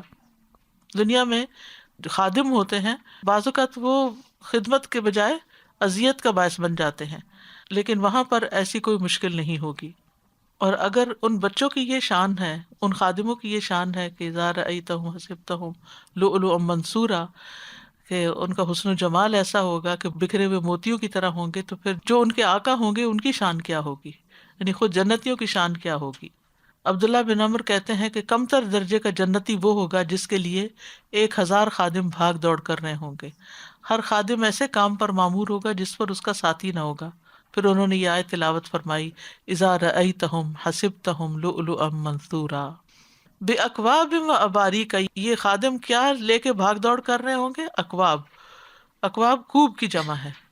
کوب کہتے ہیں ایسا پیالہ جس کا کنڈا نہ ہو، جیسے گلاس ہوتا ہے نا، تو اسی طرح یعنی پیالے، جیسے پہلے چائے کے پیالے ہوا کرتے تھے، کپ نہیں تھے کہ جس میں کنڈا لگا ہوتا ہے اور پھر اس سے اٹھاتے ہیں، ہینڈل والے نہیں. وہ اباریک، اباریک ابریک کی جمع ہے. ابریک کہتے ہیں جیسے جگ ہوتا ہے نا، ٹوٹی والی سراہی کے لیے استعمال ہوتا ہے. آفتابے. وکأس من معین، اور لبالب بھرے ہوئے پیالے جو بہتی ہوئی شراب کے ہوں گے. کأس ایسے پیالے کو کہتے ہیں جس میں شراب ڈالی جاتی ہے، یعنی خاص گلاس ہوں گے. معین، معین کا مطلب ہوتا ہے جاری. تو یہاں پر شراب کی صفت بیان کی گئی ہے کہ وہ پھلوں کو نچوڑے بغیر چشمے بہ رہے ہوں گے اس کے. معین بہتی شراب یعنی اتنی کثرت سے ہوگی کہ یعنی ناپ تول کے نہیں دی جائے گی، بلکہ وافر مقدار میں موجود ہوگی. پھر اسی طرح جو برتن ہوں گے وہ بھی بہت چمکدار اور شفاف ہوں گے، جیسے سورۃ الدہر میں آتا ہے وَيُطَافُ عَلَيْهِمْ بِآنِيَةٍ مِّن فِضَّةٍ وَأَكْوَابٍ كَانَتْ قَوَارِيرَ قَوَارِيرَ مِن فِضَّةٍ قَدَّرُوهَا تَقْدِيرًا. پھر سورۃ زخرف میں آتا ہے کہ سونے کے برتن ہوں گے.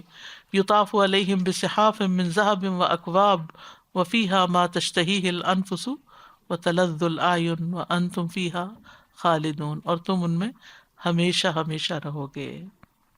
لا یصدعون عنہا ولا ینزفون، نہ ان کو درد سر ہوگا اور نہ وہ بے ہوش ہوں گے، یعنی جتنی چاہیں گے پیئیں گے لیکن ان کو کوئی تکلیف نہیں ہوگی. یصدعون کا لفظ ہے نا صدع سے، صداع کہتے ہیں سر درد کو، اور تصدع کہتے ہیں منتشر ہونے کو. یعنی دنیا میں اگر شراب انسان زیادہ پی لے تو اس کے پھر آفٹر ایفیکٹس ہوتے ہیں، جیسے سر درد ہے، چکرانا ہے، وامٹنگ وغیرہ ہے. تو وہاں ایسا کچھ نہیں ہوگا، اور ڈرنک بھی نہیں ہوں گے. ولا ینزفون، نہ وہ بے ہوش ہوں گے. انزاف ہوتا ہے وہ فطور جو مدہوشی کی بنا پر ہو، جو مدہوشی کی بنا پر ہو. اسی طرح لا یصدعون کا ایک معنی یہ بھی کیا گیا کہ ان کو روکا نہ جائے گا، منع نہیں کیا جائے گا کہ بس اب ختم اور نہیں پیو، الگ نہیں کیا جائے گا، اور پینے سے سر درد نہیں ہوگا، عقل بھی سلامت رہے گی، کوئی بیزاری نہیں ہوگی، قے نہیں آئے گی، شراب ختم نہیں ہوگی، پینے میں لذیذ ہوگی، کوئی بے ہوشی طاری نہیں ہوگی، کوئی عقل نہیں ماری جائے گی. ایسی شراب ہوگی جس میں کافور ملا ہوا ہوگا، کہیں زنجبیل کی آمیزش ہوگی، اور پھر ان کاس کے اوپر چھینا جھپٹی بھی ہوگی. سورۃ طور میں آتا ہے یتنازعون فیہا کأسا لا لغو فیہا ولا تأثیم، ایک دوسرے سے شراب کے پیالے چھینے جھپٹیں گے جس میں نہ کوئی بےہودہ گوئی ہوگی اور نہ ہی گناہ ہوگا. وفاکہۃ مما یتخیرون، اور ایسے پھل جنہیں وہ پسند کرتے ہوں گے. تخیر، فاکہہ کا لفظ جو ہے فاکہہ سے ہے، پھل کے لیے استعمال ہوتا ہے، ایسی چیز جو انسان کو خوش کر دے. تو فاکہہ جو ہوتے ہیں یہ فوڈ نہیں ہوتے بلکہ ایک لذت کے لیے کھائے جاتے ہیں، اپنے ذائقے، رنگ، خوشبو، شکل کی وجہ سے، منظر کی وجہ سے. تو وہاں بھی جو ان کے فاکے ہوں گے یا فواکے وہ اپنی پسند اور اپنی چوائس کے ہوں گے، اور ان کی اقسام بھی بہت ہوں گی. تو مما یتخیرون، اور ہر ایک کی اپنی اپنی چوائس ہوگی، جو جس کا دل چاہے گا. اب بھی ہوتا ہے نا بہت سارے فروٹس کہیں اکٹھے پڑے ہوں تو ہر ایک اپنی اپنی پسند کا اس میں سے نکالتا ہے. ایک ہی گھر میں رہنے والوں کے ہر ایک کی چوائس الگ ہوتی ہے، کوئی کہتا ہے مجھے یہ چیز زیادہ پسند ہے، کوئی کہتا ہے مجھے یہ چیز پسند ہے. اور پھر یہ کہ پھلوں کو یہاں مقدم رکھا گیا کیونکہ آگے وَلَحْمِ طَيْرٍ مِّمَّا يَشْتَهُونَ، اور پرندوں کا گوشت جو وہ چاہیں گے. تو جنت کے پھل جو ہیں وہ کہتے ہیں کہ بہت بڑے بڑے بھی ہوں گے، وہ بہت میٹھے بھی ہوں گے. کچھ پھل دودھ سے زیادہ سفید ہوں گے، مکھن سے زیادہ نرم ہوں گے. اور پھر اسی طرح انگور جو ہیں اور کھجوریں اور کچھ پھلوں کے نام بتا دیے گئے. لیکن یہاں پر اس آیت سے کیا پتہ چلتا ہے؟ مما یتخیرون اور لحم طیر مما یشتہون، یہ سب ان کی اپنی چوائس کے اوپر ہوگا جس کی وہ خواہش رکھتے ہوں گے، یعنی ان کا من پسند گوشت ہوگا. اچھا، اس میں یہ کہ اب آپ دیکھیں کہ جنت میں ہیں، وہ کاؤچز لگے ہوئے ہیں، بیٹھے ہیں، یہاں تک آتا ہے کہ اگر کسی کے دل میں کسی پھل کا خیال ہی جائے گا نا، کیا خیال ہے یہ نہ کھایا جائے. اب دنیا میں تو اگر آپ بیٹھ کے سوچیں بھی تو پھر اس کے لیے کافی تردد کرنا پڑتا ہے، اپنی پسند کی چیز اس کو. اور پھر یہ کہ بعض اوقات آپ اچھے سے اچھا شکل کا دیکھ کے خرید کے لاتے ہیں، لیکن اس کا ذائقہ ٹھیک نہیں ہوتا، اس کو 2-4 دن رکھیں تو تبھی اس میں تھوڑی مٹھاس پیدا ہوتی ہے، فوری طور پہ آپ کھا بھی نہیں سکتے. تو لیکن یہ کہ وہاں طلب بھی ہوگی تو کہتے ہیں کہ وہ درخت کی شاخ خود بخود سامنے آ جائے گی، اور انسان جتنا چاہے گا کھا لے گا، پھر وہ واپس چلی جائے گی. اسی طرح مثلا کوئی پرندہ اڑتا ہوا دیکھے گا وہ جنتی، تو کہے گا کہ اس پرندے کا گوشت کھانا چاہیے، تو وہ بھنا ہوا گوشت اس کے سامنے آ جائے گا، اور جب وہ کھا لے گا تو وہ پرندہ پھر اڑ بھی جائے گا. یعنی ہر چیز جو ہے وہ انجوائمنٹ کے لیے ہوگی، بھوک کے لیے نہیں ہوگی، صرف خواہش. یہاں تو آپ دیکھیں کہ بہت سی چیزیں ہم ضرورت کے لیے کھاتے ہیں، کہ ہمیں ضرورت ہے ان کو کھانے، پروٹین چاہیے، وٹامنس چاہیے، یہ چاہیے وہ چاہیے، لیکن وہاں پر ایسا کچھ نہیں، وہ تو صرف خواہشات پوری کرنی ہوگی انسان کی. تو یہ اسی کے لیے وَلِمَنْ خَافَ مَقَامَ رَبِّهِ جنتان، جو یہاں خواہشات کو کنٹرول کر گیا پھر وہاں پر اس کے لیے سب کچھ ہوگا. اور جنت کے پرندے بھی بڑے صحت مند ہوں گے جو جنت کے درختوں پر چرتے پھریں گے. اور ایک حدیث میں آتا ہے یقیناً جنت میں اونٹوں کی گردنوں کے برابر پرندے ہوں گے جو درختوں پہ چرتے پھریں گے. ابو بکر رضی اللہ عنہ نے عرض کیا یا رسول اللہ، پھر تو وہ پرندے خوب صحت مند ہوں گے. آپ نے فرمایا انہیں کھانے والے ان سے بھی زیادہ صحت مند ہوں گے. دنیا میں تو آپ گوشت کھا لیتے پھر اس کو ڈائجسٹ کرنا بھی ایک معنی رکھتا ہے. وحور عین، اور حور سفید رنگ کی عورتیں، عین بڑی آنکھوں والی. عربوں کے ہاں عورت کی خوبصورتی کی 2 علامتیں تھیں، ایک سفید رنگ کا ہونا اور دوسرے بڑی آنکھوں کا ہونا. تو یہاں ان دونوں کا ذکر کیا گیا ہے کہ موٹی آنکھیں ہوں گی اور نمایاں سفید رنگ ہوگا اور سیاہ رنگ کی آنکھیں، یعنی آنکھوں کی سیاہی زیادہ ہوگی اور رنگوں کی سفیدی زیادہ ہوگی. اگر آپ یوں ترتیب دیکھیں نا، سب سے پہلے کیا ہے، سرور موضونہ، ٹھیک ہے نا، سب سے پہلے بیٹھنے کا انتظام کیا گیا. جب وہاں پہنچے بیٹھے ہیں، تکیے لگا رہے ہیں، آمنے سامنے بیٹھے، بہترین مسندیں ہیں، خادم آ گئے ہیں، فوراً سروس شروع ہو گئی ہے. اور سب سے پہلے ڈرنک، یعنی کہ جیسے کوئی مہمان آتا ہے تو آپ سب سے پہلے اس کو کوئی پینے کی چیز آفر کرتے ہیں، اور پھر بہترین شراب ان کو دی جائے گی. پھر اس کے بعد آپ ایپیٹائزر کے طور پر یا ویسے کھانے سے پہلے، مثلا اگر آپ نے کسی کو کھانے پہ بلایا ہوا ہو تو آپ کیا کرتے ہیں، پہلے کچھ پینے کو، پھر اس کے بعد کچھ فروٹ وغیرہ وفاقیتاً، پھر اس کے بعد یہ ہے کہ مین کورس جو ہے وہ وَلَحْمِ طَيْرٍ مِّمَّا يَشْتَهُونَ. ان چیزوں کے ساتھ ساتھ انسان کو جب یہ سب کچھ مل جاتا ہے تو پھر انسان کو کمپینین چاہیے ہوتا ہے. تو بیسٹ کمپینینز ہوں گے، بہترین خوبصورت. اور پھر ان کی خاص خوبی بھی یہاں بتا دی گئی، کأمثال اللؤلؤ المکنون، چھپا کر رکھے ہوئے موتیوں کی طرح. عورت کی یہ خوبی بیان کی گئی ہے. دوسری جگہ پر بھی آتا ہے فیہا ازواج مطہرہ. لؤلؤ کہتے ہیں موتی کو، اور مکنون چھپائے ہوئے، جیسے موتیوں کو ویلویٹ وغیرہ میں جتنی قیمتی چیز ہوتی ہے اس طرح چھپا کے رکھتے ہیں. تو یہ جنتی بیویاں جو ہوں گی وہ بھی اسی نیچر کی ہوں گی، ان کی تازگی اور صفائی میں موتیوں کی طرح ہوں گی، اور اس کے ساتھ ساتھ وہ انہی کے لیے خاص ہوں گی. جزاء بما کانوا یعملون، یہ بدلہ ہے اس کا جو وہ عمل کیا کرتے تھے، یعنی ان کے عمل کا بدلہ ہوگا یا اس کا بدلہ ہوگا جس پر وہ عمل کرتے تھے. لیکن یہاں یہ یاد رکھیے کہ جنت اعمال کا عوض نہیں ہے، جنت اللہ کی رحمت سے ملتی ہے. ہاں اللہ کی رحمت سے داخل ہوگا انسان، اس کے بعد کس کو کہاں رکھنا ہے یہ عمل کی بنا پر ہوگا، کہ کون پہلے درجے پہ ہو، کون 10ویں پہ، کون آخری درجے پہ ہو. اسی لیے یہاں پر جزاء بما کانوا یعملون. اس میں آپ دیکھیے کہ عمل جو ہے بہت زیادہ ضروری ہے، لیکن اس میں کنٹرڈکشن نہیں ہے کہ انسان اللہ کی رحمت سے جنت میں داخل ہوگا. حتیٰ کہ رسول اللہ صلی اللہ علیہ وسلم پر بھی اللہ تعالیٰ کی رحمت ہوگی تو وہ جنت میں داخل ہوں گے، کیونکہ جنت ایسی جگہ ہے جس کو کوئی بھی انسان اپنے عمل سے نہیں لے سکتا، یعنی اس کی قیمت اس سے کہیں زیادہ ہے. لیکن عمل بہرحال کاؤنٹ کرتا ہے کہ آپ کس درجے کا عمل لے کر جا رہے ہیں اور کہاں پر آپ کی پلیسمنٹ ہونی چاہیے. اور پھر جنت کی بڑی نعمتوں میں سے لا یسمعون فیہا لغوا ولا تأثیما، سبحان اللہ، اس میں نہ کوئی لغو بات سنیں گے اور نہ ہی کوئی گناہ میں ڈالنے والی بات ہوگی. اللہ اکبر، کیا خوبصورتی ہے جنت کی. یہ جنت کی نعمتوں میں سے ایک بہت بڑی نعمت ہے، کیونکہ بعض اوقات یہ ساری چیزوں کے، جتنی چیزوں کا ذکر ہوا ہے، اس کا ایک بہت ہی چھوٹا ورژن جو ہے دنیا میں لوگ فراہم کر لیتے ہیں بڑی بڑی مجلسیں سجا کر، لیکن وہاں بیٹھ کر گفتگو کو کنٹرول نہیں کر سکتے جو لوگ آپس میں کر رہے ہوتے ہیں، اور جس سے لوگ ایک دوسرے سے ہرٹ ہوتے ہیں. تو یہ جنت کی نعمتوں میں سے ایک بہت بڑی نعمت ہے کہ انسان کے کان وہاں بےہودہ باتیں نہیں سنیں گے، نہ کوئی جھوٹ، نہ غیبت، نہ چغلی، نہ بہتان، نہ گالی گلوچ، نہ طنز، نہ تمسخر، نہ ایک دوسرے کی عیب جوئی، کچھ بھی نہیں. یعنی بد زبان لوگ نہیں وہاں ہوں گے، بد اخلاق نہیں ہوں گے، بدتمیز لوگ نہیں ہوں گے، ایک دوسرے پر کیچڑ اچھالنے والے اور ایک دوسروں کی عزتیں خراب کرنے والے نہیں ہوں گے. مہذب لوگوں کا معاشرہ ہوگا، ڈیسنٹ لوگوں کا. الا قیلا سلاما سلاما، مگر یہ کہ وہاں سلام دعا ہی ہوگی، یعنی سلامتی والی باتیں ہوں گی. اس کا یہ مطلب نہیں کہ صرف سلام کی آواز آئے گی اور کوئی بات ہی نہیں کر سکیں گے.